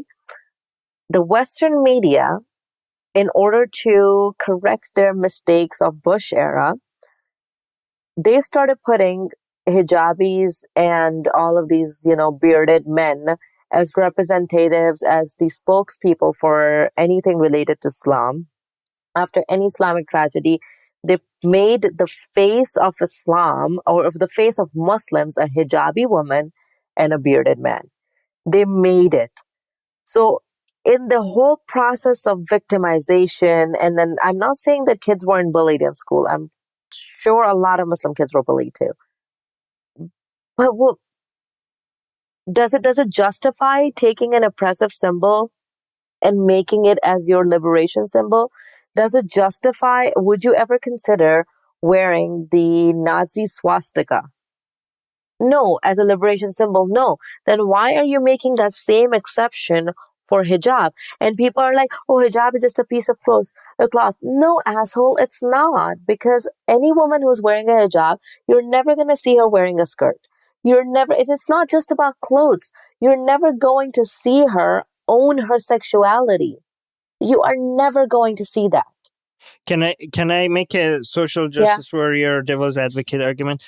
So what if I say, taking off the hijab is empowerment in a country where you're not supposed to take off your hijab, right? And here, if you're discriminated against for wearing the hijab, then it's empowerment to wear the hijab. So they're saying they're not supporting the hijab or taking off the hijab. They're supporting giving women the choice to either wear the hijab or take off the hijab. That's what they're supporting. Nobody's systematically discriminated for wearing a hijab. Give me one example. Well, I mean, the argument is that if there is discrimination against Muslims, then women with hijab are easier to identify as Muslims than anybody else, right? Because you can't. They'll bring up hijab bans in Turkey and hijab bans in France. But this is the problem that I have: conflating Muslim women with hijab. Yeah, but grew up. But I'm telling you, I grew up in Pakistan. Majority of Muslim women did not wear a hijab. They do not wear a hijab. True, but it's possible. It's very likely. It's common for you not to wear a hijab and be Muslim. But if you are wearing a hijab, then you are very likely a Muslim. So that's why it's easy to discriminate against hijabi women because. But hijabi women are not discriminated against. There's been isolated incidents. There is no law against hijabi women. In fact, because of all of this bullshit, they're given preferential treatment in government offices and things like that, right? They're not discriminated at work. Maybe if you are going into porn industry, you will be. What about if you want to diet coke on a plane? If you are going in porn industry, you will be discriminated. No, actually, there's a niche for that. Oh, was that? Yeah, there is a niche for that. Mia Khalifa, I'm talking about like hijab as in like the hijab, the whole hijab. Hijab is not the head covering. That's where people get fucked up, right? Hijab is the whole thing. Yeah. Bullshit, that's why that lady, that's why a lot of people girl in Iran that was standing with waving hijab. It was more shocking than other people wearing the hijab because it wasn't just that she removed the head covering. The whole outfit was not something that you're supposed because I've seen a lot of women video themselves taking off their hijab and then putting it back on and posting it. But she wasn't even wearing the manteau. She was just wearing a boy's out the t-shirt and jeans. Hey, I want to jump in here. Why? Sorry, just one thing. why can't we do both? Armin, to what you're saying about, how the way it is here, the way it is there. If there are women over there who can't speak up, when they see a lot of times, like it's like the ex-Muslim argument, right? You have ex-Muslims out there, they're not able to speak up. So we do is when we speak up, then they get the courage to also speak up and come out of anonymity. And obviously it's a lot harder for them. It's a lot easier for ex-Muslims in North America, like by many orders of magnitude. So if you have the same kind of thing, if women over there are saying, oh, okay, wow, in the West they're doing this whole Me Too thing, they're coming out talking about sexual harassment. But I mean, isn't that no, something but I'm that not arguing that we shouldn't do it in the West. What I'm saying, why are we not also? I'm not saying reduce it in the West. I'm saying why are we not also focusing more on this other woman that we need to see? Armin, this happened. This happened after Kandil's death, after Kandil's murder. Women took it to the streets, well, college streets, because if you're actually going on the streets, you're going to get raped and killed, right? So, it got nowhere. It got nowhere because of the system, the way the societies are. So again, like on the hijab issue, that I have nothing against a woman wanting to make a dumb decision. I have nothing against it. But do not portray that dumb decision as a symbol of freedom. I will not accept a Nazi swastika as a symbol of, pluralism and multiculturalism. And I will not accept hijab as a feminist identity. The choice to wear a hijab, the idea that you have the choice, that idea is feminist. The choice that you're making, the subject of that choice is not feminist. And if you are saying that it is, you're lying, or you have no fucking idea what feminism is. One thing I tell people is, like, for example, if you try to force people not to wear the KKK costume, I'm going to go and support them and let them wear the KKK costume, but I'm not going to do that by wearing one myself. Right. So right. Is that so you're saying you support the right to wear it, but you, at the same time, you think that it's a dumb decision that they're doing. And I will speak out against it. Just like I support the right of every citizen to be able to vote as their conscience dictates. But if you're going to go fucking vote for Trump for second term, I'm going to berate you just as bad as I berated the first time around. Let's actually talk about that, because I've seen you do that a lot on social media.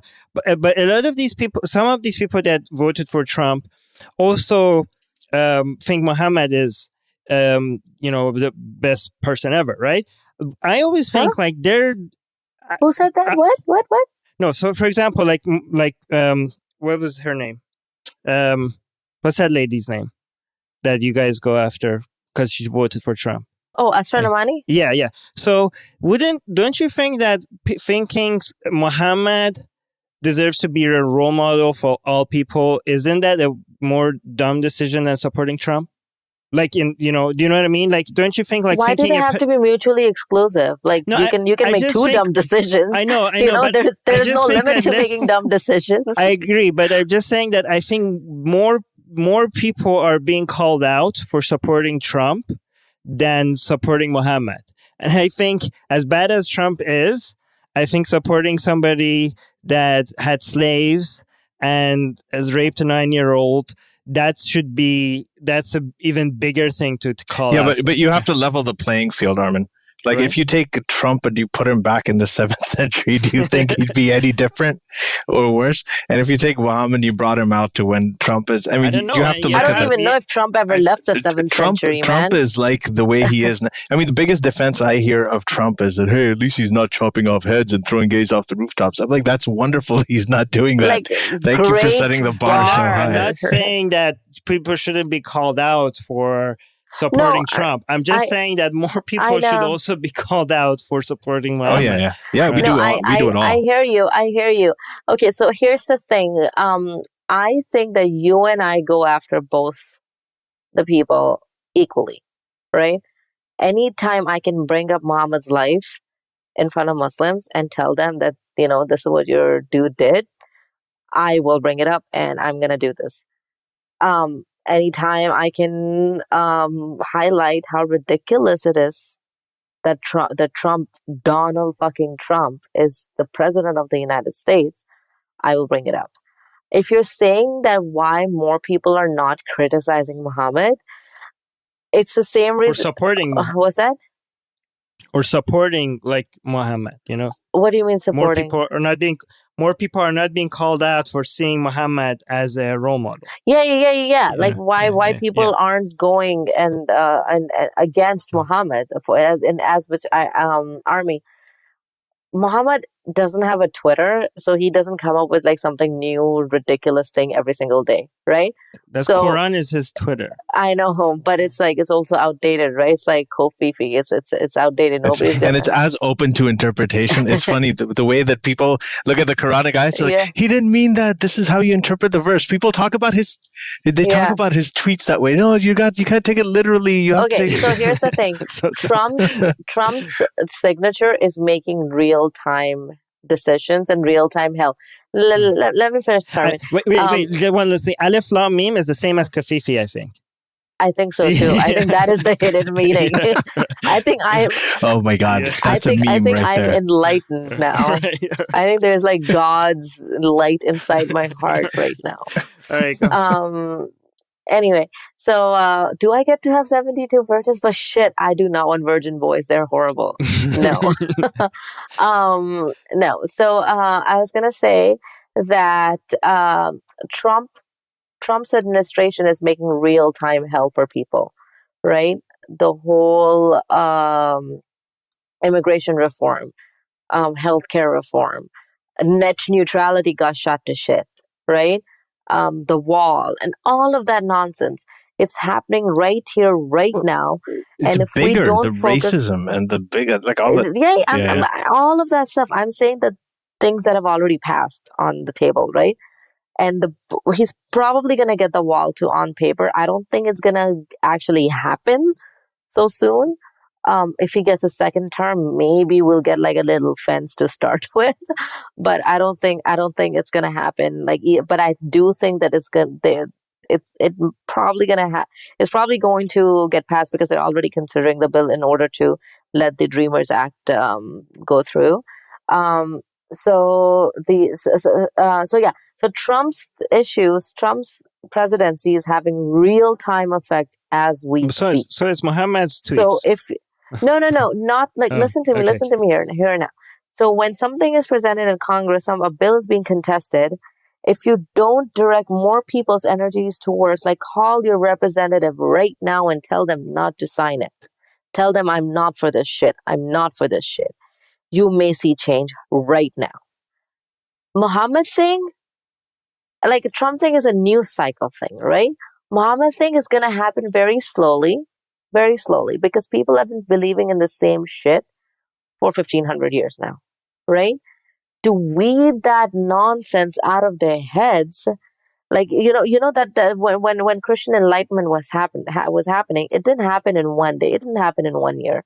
It started very slowly. They wouldn't even fucking let them translate the Bible in English, right? That's how ridiculous it was. At least like Quran never had a restriction like that you can't. It did have a little bit. But all the apologists are like, until you understand Arabic, you can't understand the Quran. You know what, fucking assholes, go talk to Ibrahim Abdullah. He'll tell you what's in the Quran. I love that man. He'll tell you what's in the Quran. He's going to be on this podcast, by the way. So he'll tell you what, like, he is a native Arabic speaker, and native Arabic speakers make the best atheists. He'll be like, this is my language. Don't fucking tell me, you fucking Pakistani Muslim, what's in my language, in my book that was sent to my people, not your people, right?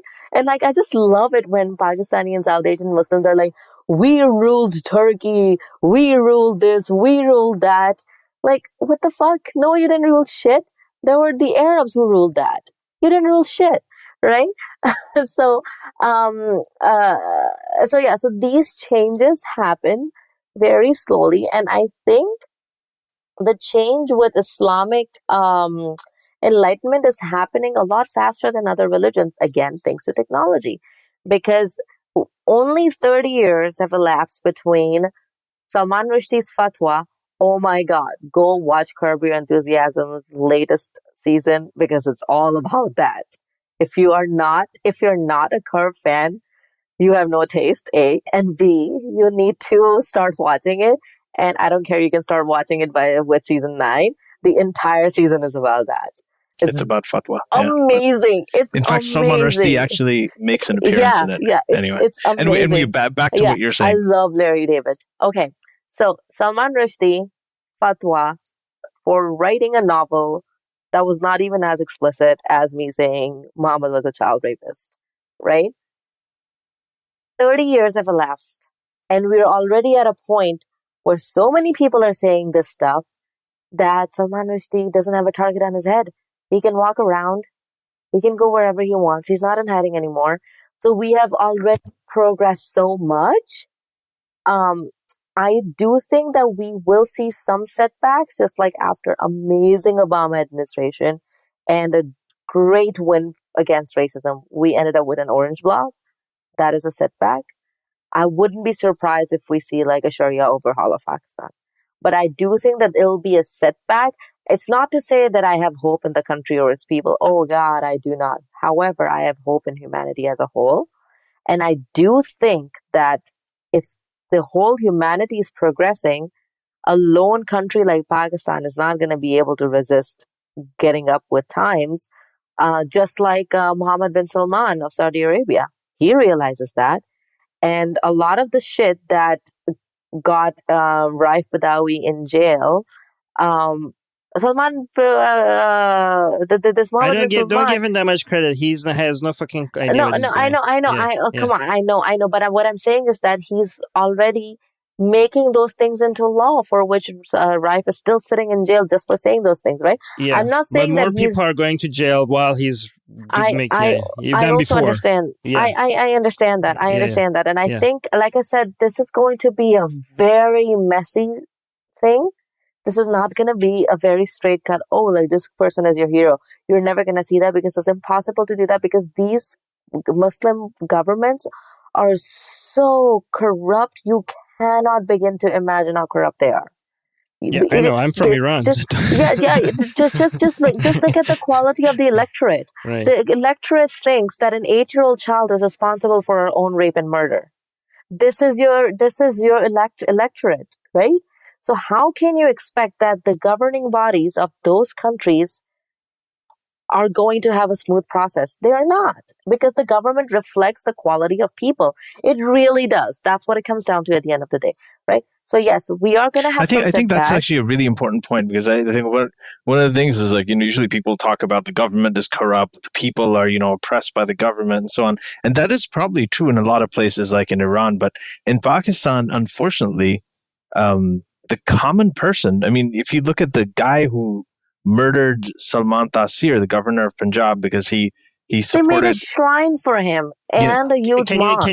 Can you give a background to the audience? Yeah. I'll tell you. So Salman Taseer was a governor of the biggest province in Pakistan, which is Punjab, and there was a woman who was in jail for blasphemy charges. Her name is Asiya Bibi. Because she was a Christian woman, minority, and everybody was pretty much out to mob and kill her because they think that she insulted Islam or whatever. So he went and he made an appearance with her, and he said that we have to get rid of our blasphemy laws. And his own bodyguard, was again a bearded mullah type, super religious guy named Mumtaz Qadri, went and shot him. And when he shot him, hundreds of lawyers showed up saying that we're going to defend him for free. I think it's over 1 million people that showed up at his funeral. Not the governor, but the assassin. The person that killed the guy that said that we shouldn't have blasphemy laws. People celebrated the guy that killed him. And so now go up. I want you guys to do this if you're listening to this, and if you can, if you're not driving or at the gym or whatever. His name is Mumtaz, Mumtaz, Qadri, Qadri. Look up Mumtaz Qadri funeral and do an image search and look at the crowds. These are the moderate, average Pakistani population. I have cousins and friends who came here from Pakistan with me, who I grew up with, and they look at it and they're like, I can't recognize this country anymore. He's like, that was a turning point when they saw the crowds of that. They're like, wow, this isn't just the mullahs, the fringe. This isn't just the government. This is the common man's mentality that is completely fucked. Wow.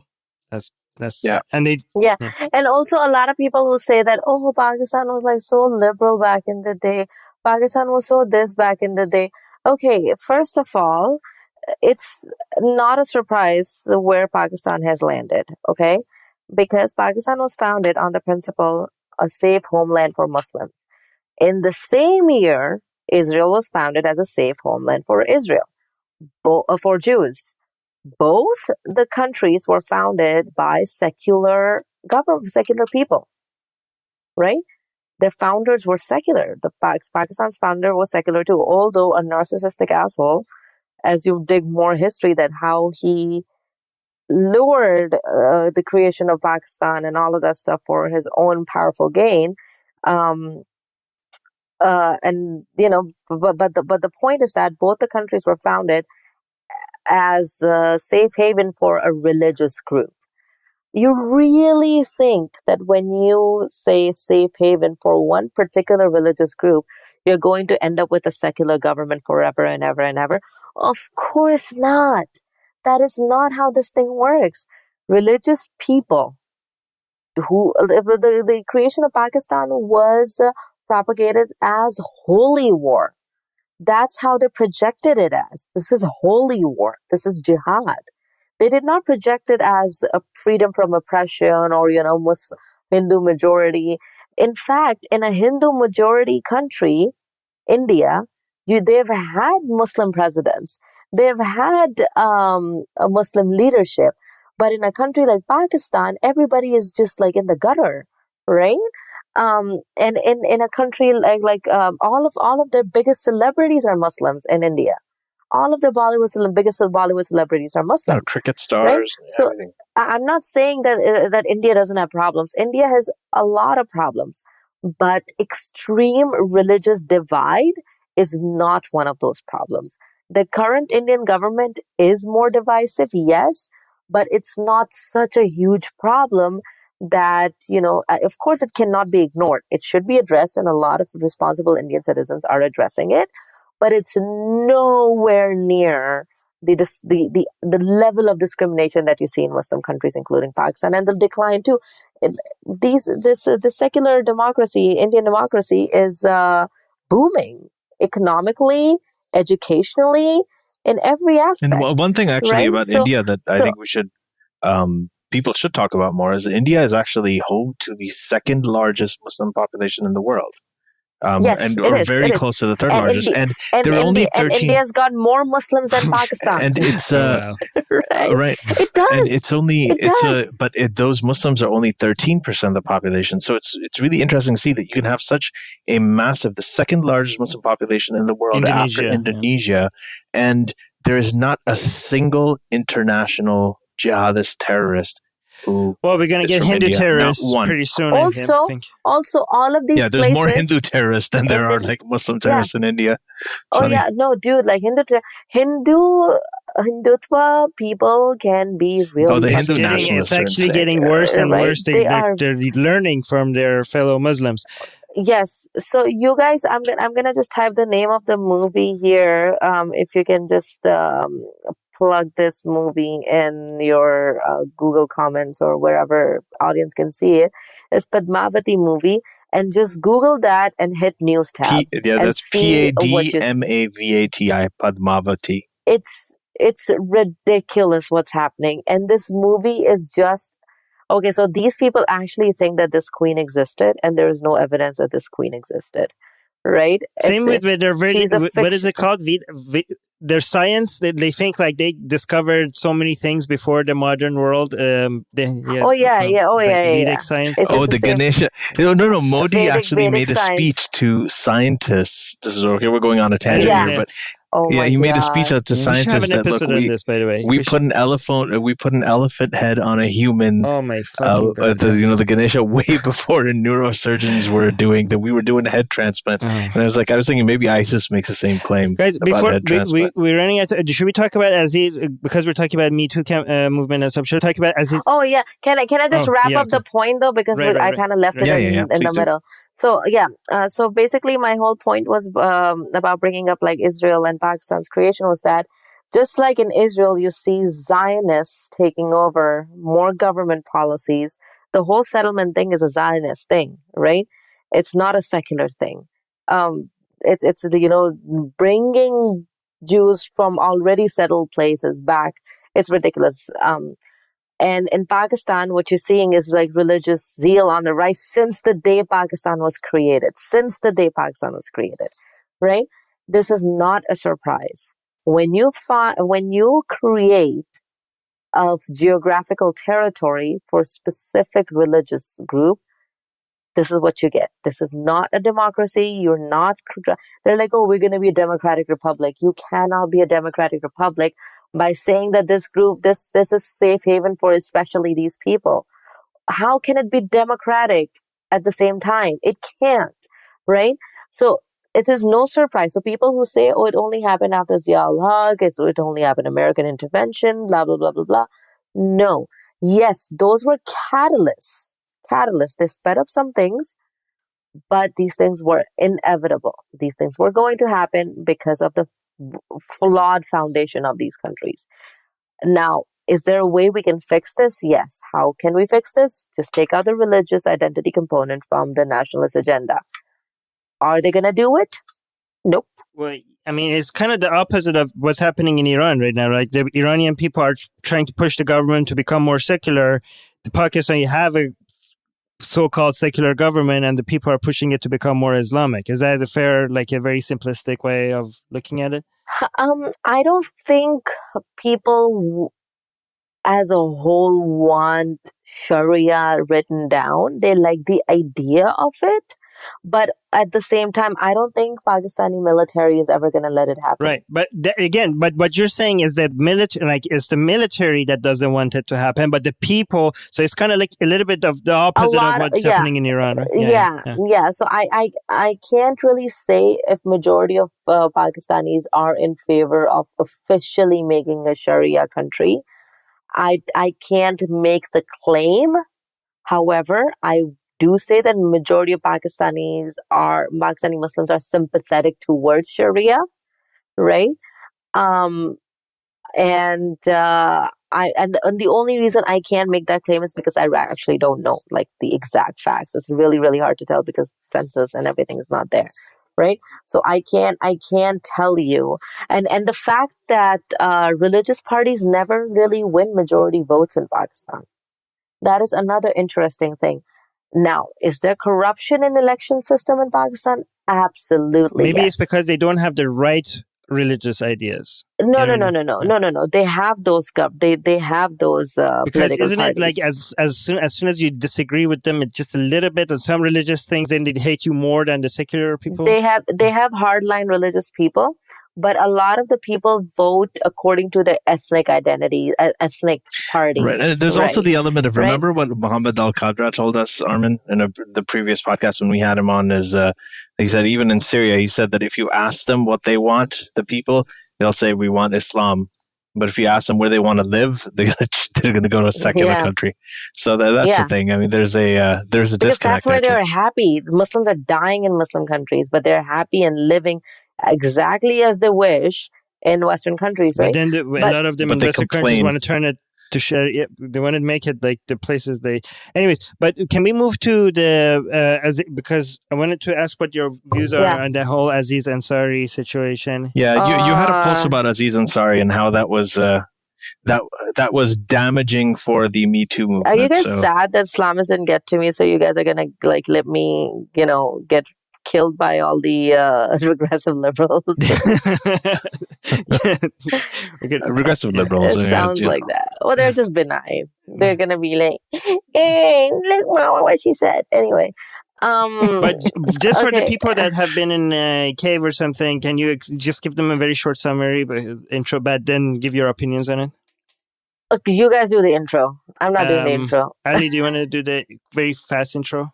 About the sorry, about the intro for what? What happened with Aziz Ansari and what was Alishba's post on it that got a lot of reaction? Oh man, Armin, that's gonna be a longer discussion. So let's just make this really quick. So Aziz Ansari is obviously the actor who won a Golden Globe, and after that there was a blog that posted an account from an anonymous woman named Grace, and fake name obviously because she's anonymous, and she said that she had a date with Aziz Ansari that went very badly, that he kept on pestering her for sex, and eventually she had to leave I mean, took her a while to leave, but eventually she had to leave. She said quoted that it was a worst night of my life. And this thing came out as an accusation, and obviously he was lambasted for it on social media, and he did come across as a creep in the post. And Alishba she put up a Facebook post about it, saying that this is damaging to the MeToo movement, which a lot of people, I think The Atlantic, Barry Weiss at the New York Times, the Washington Post, a lot of even these liberal sort of outlets talked about how this was not that good. Ashley Banfield had a segment on Headline News talking where she was very, very angry at this woman, not for the experience she had, which was obviously horrible, but for the fact that she was blurring the lines between sexual assault and I guess sort of buyer's remorse, or someone who just had a bad date, which she thinks is damaging to the actual real victims of things like the Harvey Weinstein thing. Obviously, I'm just narrating this whole thing. I'm gonna let it. So Alishba essentially, I think, had the same kind of opinion and got. And the counter argument to that is that this Me Too movement, our expectations from men and shouldn't be just not to rape. We should have higher standards than just not raping. That's why this was okay to be part of the Me Too movement. Yeah. Okay, so my views on this thing are Aziz Ansari, whatever he did was not okay because it was bad manners, it was ridiculous, it was obnoxious, and it was pestering, creepy. And it was creepy, it's sleazy. And it's somebody I would never go on a date with again. I have been on at least 2 dates like that, and goodness, it was just a pain in the ass. I'm sorry about that. I'm kidding. No, okay. I mean, I'm sorry too that I lost 5 hours. No, Ali was making a joke that as if it's one of those time to make a joke. Oh, that's what I was saying. Yeah, terrible joke. I should not have made it that time. But, oh my God, I get Ali's jokes now. This was not supposed to be a joke. No, it's not funny. I know it's not funny. It's not funny. I was, yeah. And this is why this is another thing that trivializes my point when people react like that, right? I'm not going to divorce you, and I love you to death, but just like we know, nobody's perfect.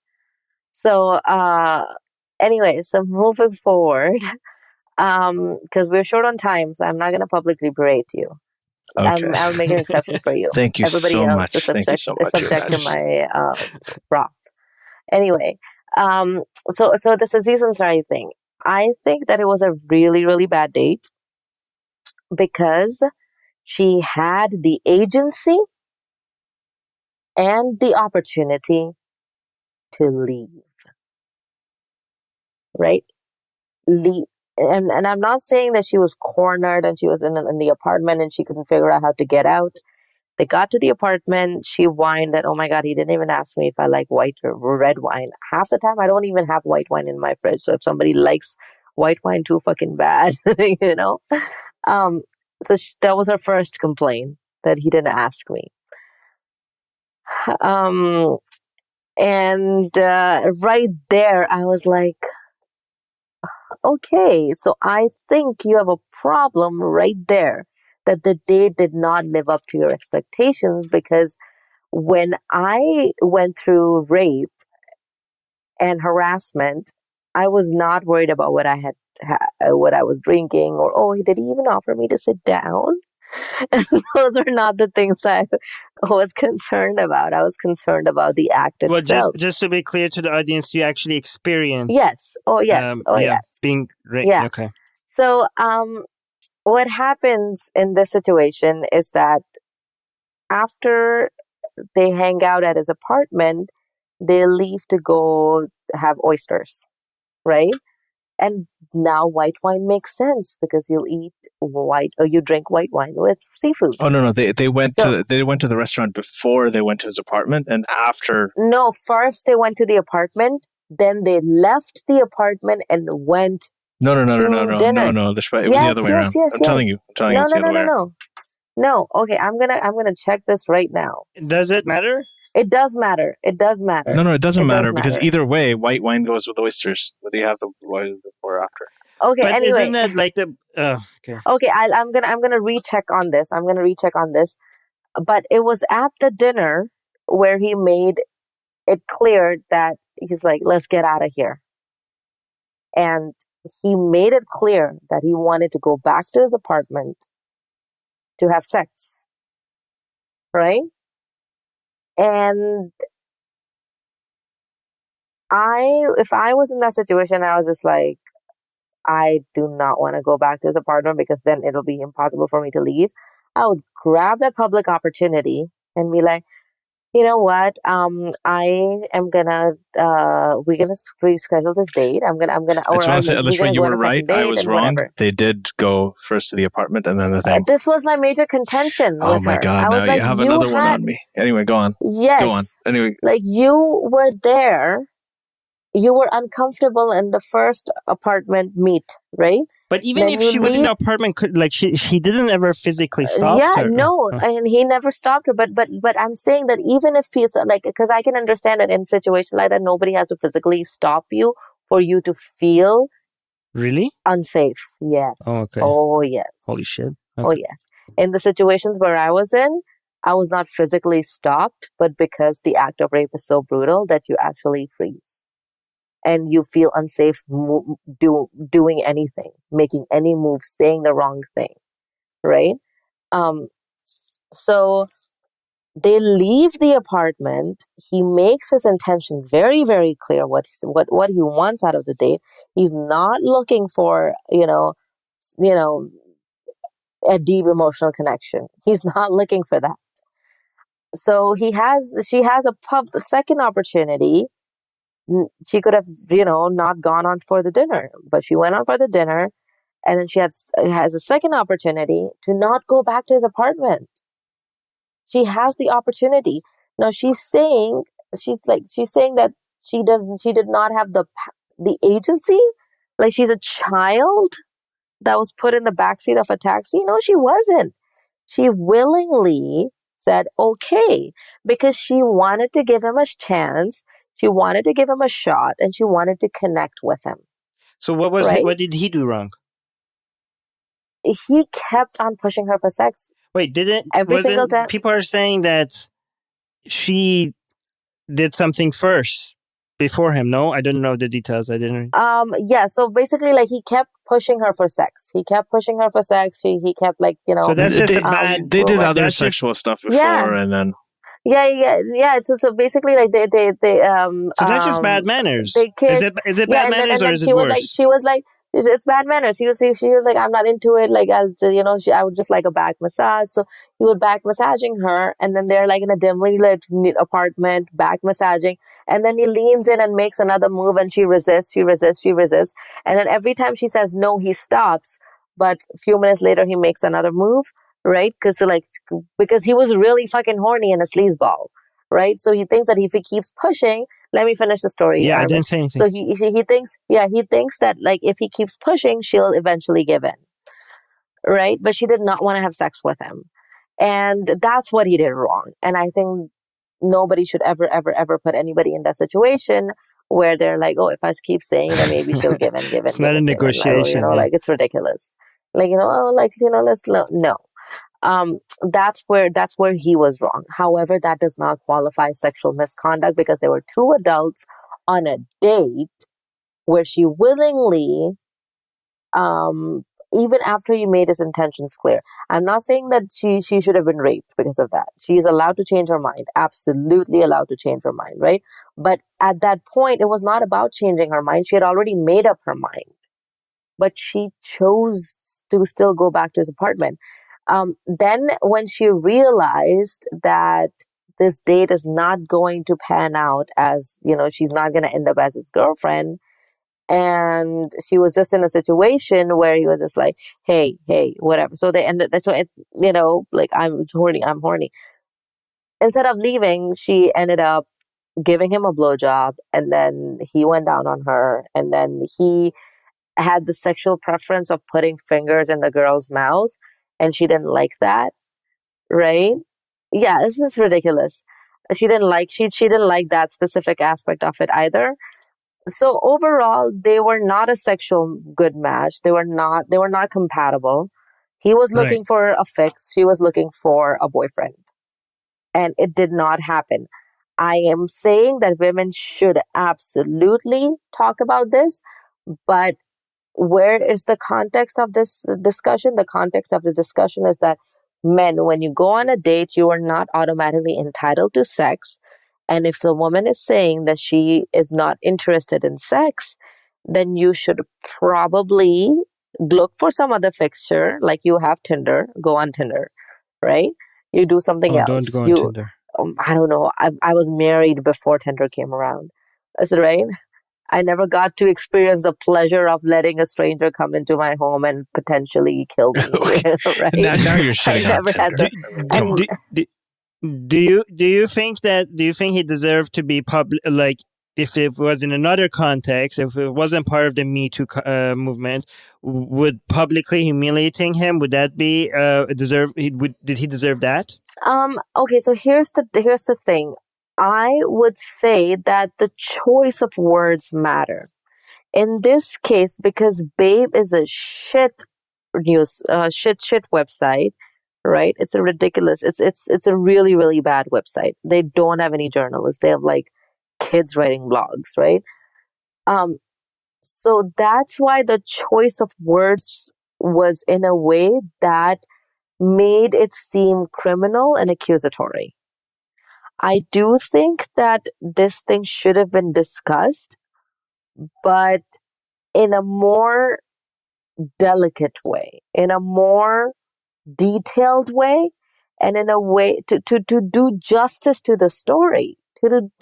And by handling it the way Babe did, it took away the conversation that needed to be happening. So it was okay if she came public about him and publicly humiliated him. But that's where the language. What if she said, "Listen, this is not assault. This was not. I did this myself. I chose this myself. I went there myself. This is nothing like that."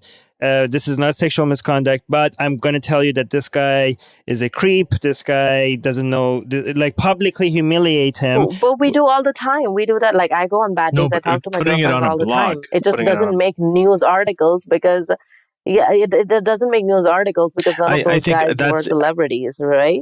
I mean, I've been on bad dates. I never talked about my bad dates to other people. Yeah. But in your bad dates, were you feeling sexually pressured? Yeah.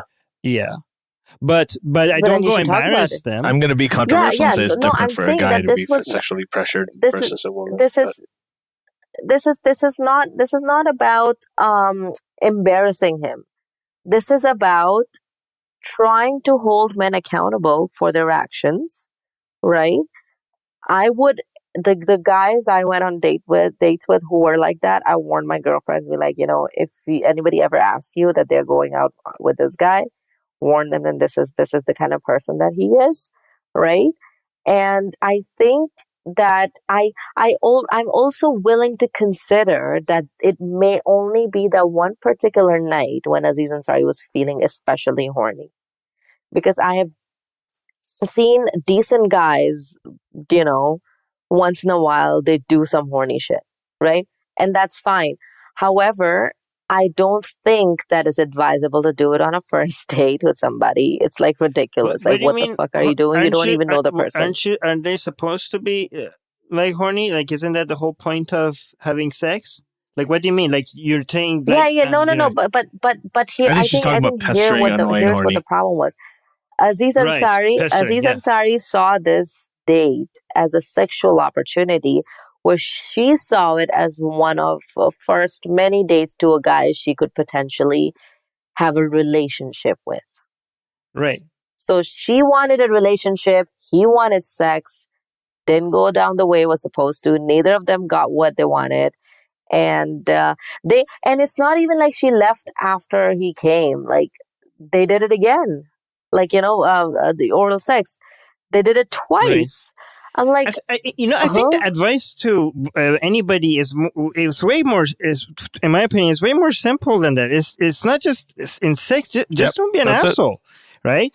Yeah, don't be an asshole. This is the only tip anybody needs. Like, don't just think about yourself. Think about and what you want. Think about what other people want as well. That's what this is about. That's all you need to know, about, right? That's yeah.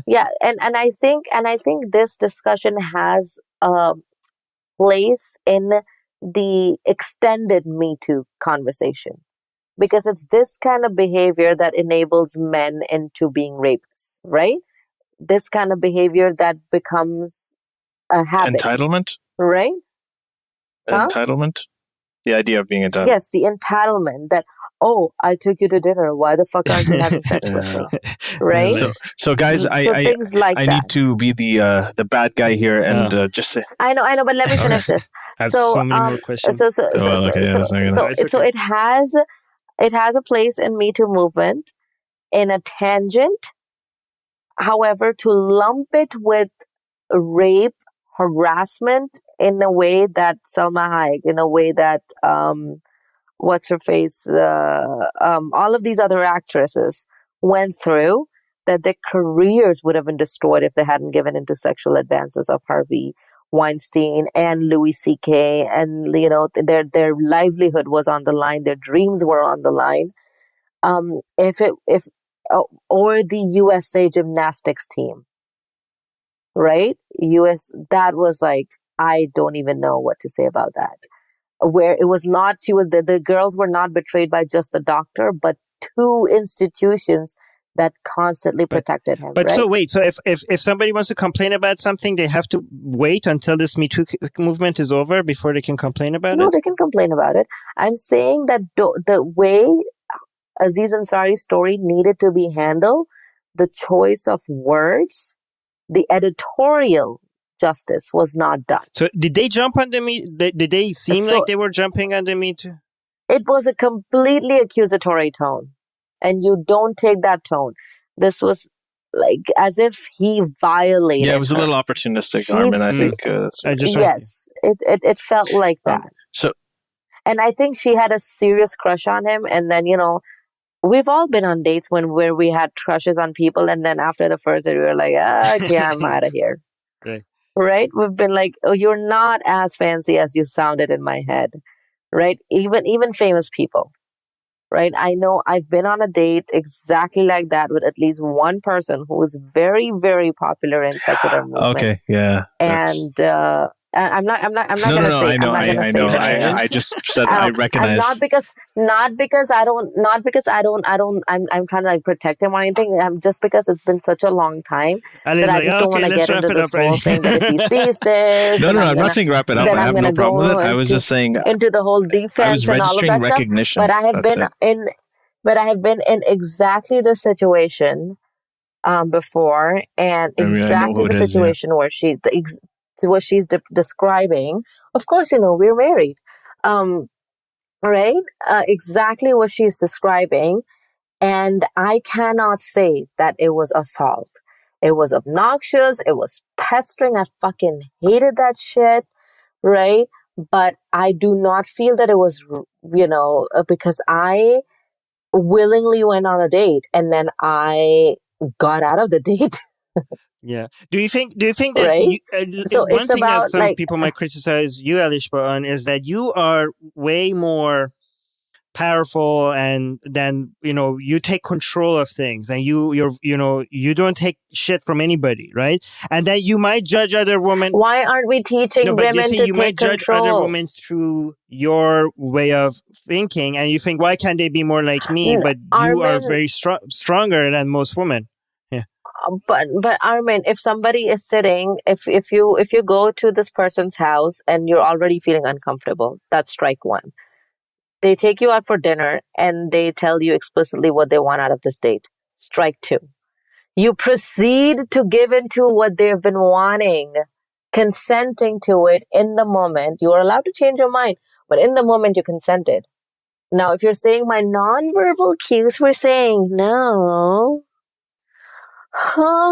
but your verbal thing was like, yeah, let's go to your apartment after you said, I want to have sex at my apartment. What am I supposed to think? I can call an Uber and go. I'm at a restaurant. I'm under no threat. If I refuse sex to him, he's not going to have any impact on my career. Nothing is going to get shot to shit. What excuse do I have? I like how we kept on switching positions. Switching positions. Each, yeah. No. Armin hates it when I do that. Anyway. Actually, when Alishba said that's not how it went down, I was going to make another joke, but then I decided not to. But Armin, go ahead. What are you saying? All right. Okay. So I have to. So I am going to. Okay, I will stop this whole thing now because I have to curate over here. So let's put one final question for you, and then we're going to wrap up. This has been really, really fascinating. The question is this: that one of your criticisms that you get is that you're very, very in your face. You call people stupid. You're aggressive and you're very firebrand. And actually, it reminded me of this video that I saw of Christopher Hitchens and Al Sharpton. I don't know if anybody else has seen it, but Al Sharpton was sitting there talking to Christopher Hitchens, and there was a question from a guy in the audience, and I kind of felt bad for him because, he said that, if you have that, religion, what's wrong if people want to keep it and it makes them feel good and comfort? And the first thing Hitchens said to this guy, well, that's a very common question, on TV, turn on, he's like, what an incredibly stupid question. Yeah, he immediately shut it down. Yeah. And if you look at the Hitch slaps, he used to do it all the time. So, and people used to hate him for it. Yeah. And but he used to use the same kind of thing. Do you think there's clearly, obviously you do the same thing, use the same tactic. You and I are very different that way in terms of how we communicate. I enjoy it when you do it a lot vicariously, even though I don't do it myself. But do you find that useful or productive? Oh, yeah, absolutely. Because my audience you have to see that my audience is different than your audience. Not everybody, you can see a lot of religious people loving Carl Sagan because obviously they didn't see the shit sandwich that he was serving, right? A shit sandwich, as in? What do you mean? The nicely packaged shit in a very, it looks delicious, but it's full of shit. Pale blue dot is a shit sandwich. You mean in a good way? It's a beautiful shit sandwich. No, you mean shit for religion. That's what you mean. No. Shit in the sense that you put something really nice that they want to hear, then you put your own agenda, and then something nice that they want to hear, so that you feed it to them. The reason why I'm clarifying, because for us, that's not shit. That's she means it in a good part. This is Alishba Zermeen we're talking to. She means when she talks about shit sandwich, it means it's a good fucking thing. No, but it's a common term. Shit sandwich is a common term. Right. No, right? Yeah. So Carl Sagan is serving a beautiful shit sandwich. I would make a tattoo out of it and put it on my back. And it's pale blue dot is my absolute favorite. And I try to watch it at least once every year just to remind me of how I do need some calm inspiration too. And Carl Sagan is amazing for that. I don't know why more people don't consider him a prophet. I would be happy with that religion. Actually, not really, but still. But there are people who really need a slap. They will not understand. They will run all over Carl Sagan and not understand. My friend Sabine Mahmood was a Carl Sagan type of person. She ended up with a bullet in her head. She invited. So this person who killed her, he was among the many people who were sending her death threats. And she was like, dude, come on. How about you come over to my institute and we go for tea and then we can talk and hash your issues out. How about that? This was the kind of woman she was. But and the same guy ended up killing her. No, but what I'm saying is that some people need this shit sandwich. Some people need shit sandwich, and that's the only thing that gets to them, because the only thing in their mind is just if somebody's talking to me nicely, I will talk to them nicely too. But some people who really, really need a shock, and they really, really need everything spelled out clearly as it is. I cannot tell you how many people write to me and say, oh, 2 years ago we had an argument. I was so dumb about it. but I completely see that every single thing you said to me about religion. So guy wrote to me. Right. He's like, "Can you tell Alishba to unblock me? I had a huge fight with her because I used to be religious, and she called me." The only time I hold on, let me tell you what happened. So if they start talking about rape threats and shit like that, then he was like, we had a huge fight, and I was really religious, and I got very angry, and she was calling me stupid and all that stuff. And now, and 2 years later, now I'm an atheist too. Can you please tell her to unblock me? So that has happened. But also, like, I'll tell you, Armin, why I do this. Another reason is that because I hate the Quran, and majority of the shit in the Quran is actual shit. There is this guideline in the Quran that talk to people according to what their brains can handle. I'm paraphrasing, right? According to what their intellect can handle. Don't talk to them in languages or ideas that they're not able to grasp. I don't believe in that. No. You should be able to fucking see that if a 53-year-old marrying a 9-year-old is wrong in any age. That's why we don't do it anymore. We don't have slaves anymore because we know even when it was okay to have slaves legally, it was morally wrong. Yeah, right? God should know that. So for that reason, I tend to have more faith in humanity than Ali, that these people are gifted with technology where they can speak to me from across the world literally at light speed, right? And they are not able to understand that their God did not give Muhammad Wi-Fi. Right. And we created Wi-Fi. But here's the thing, though. We always tell people that we fight ideas, not people, right? What if I play devil's advocate and I tell you that, we could be very aggressive when it comes to fighting ideas, but not take it personally and insult the people that believe in those ideas, right? Not make it personal. Most of the times I am talking about ideas. Most of the time I'm like, this is a fucking dumb idea, or this is a fucking dumb group, right? I can call MRA a fucking dumb group because it is. I can call ISIS vicious fascists because they are. They are people, and I am going to describe who they are as people. I am not going to shy away from that just because. Well, no, those are people that commit crimes. I'm talking about just people with ideas that are wrong, right? So somebody who is supporting Muhammad's 9-year marriage to a child, or saying that an 8-year-old responsible for her own rape, isn't that akin to? Isn't that being accessory to crime? Of course it is. Of course it is, right? Because these people will go ahead and vote for the TV show to be banned, but not for sex education curriculum to be made public. Right? So I am not saying that my approach is for everybody. Of course it's not. Dawkins is not for everybody. Hitchens is not for everybody. Carl Sagan is not for everybody. Because a lot of people may admire his words, but they may not be able to understand what he's eventually getting at. Right? He's saying that religion is dumb. Talk science. The only difference is that I'm willing to say it in those words. Religion is dumb, talk science. Okay. Religion is dumb, talk science. I think that's a great way to... Tell people how they can find Alishba. You can find me on Twitter, secularly yours. And you can find me on Facebook. Although if you're going to send me a friend request, have the courtesy to send me a one-line introduction in the message, who you are and what's up with you. Or you can just follow me on Facebook. My comment section is publicly off because I always get rape threats and rape comments if I open it publicly. It's not that I'm scared. It's just that it gets really, really old and really, really tiring. And every time I open my comments for public, guys don't get it. Ali never gets it. Armin never gets like, oh, I'm going to come over and shoot bullets in your vagina. We do get rape threats, but not to us, to a female like members in our family. Yeah, that's what I'm saying. Yeah, so I've gotten threats like, I'm going to come, I'm going to find you and shoot bullets in your vagina. Oh, yeah, fuck. Wow. Who says these things?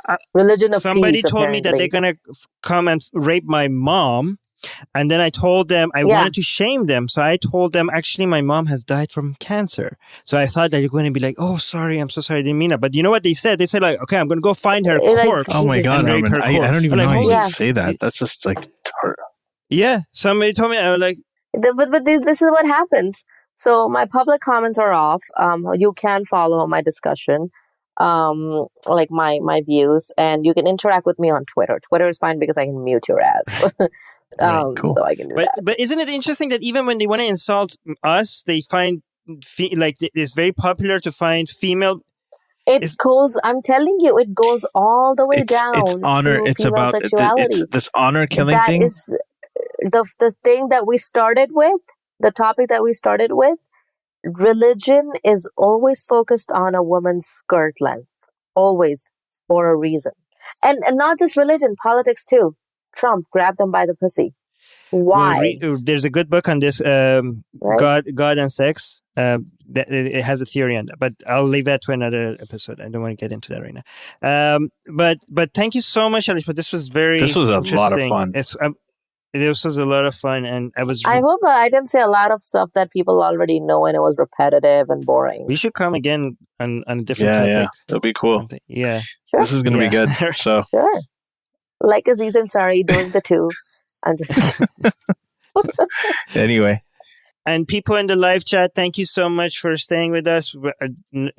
For 2 hours straight. Sorry, I talked too much. No, people love. It's great, and also Obaid was saying hi, and so, anyways, thank you guys. Thank you for saying. Oh, sorry, I did not even see the chat. You had written some questions, right? No, what people message in the live chat. We already asked you. So. Yeah, we already. Yeah. Okay. Sorry. I actually did not see any of that stuff because that post was super long. Okay. All right, guys. Okay. Bye. The secular jihadists have been made possible thanks to the Illuminati and the covert support of Israel and the CIA. That's what we have been told, but we haven't received our checks yet. If you like what we do, please support us. Share the podcast with your friends. Write and tweet us with topic and guest suggestions. Or head over to secularjihadist.com and give $1 or more for exclusive access to live video. Have your questions read and answered on the air, and more. Till next time, may the flying spaghetti monster be with you.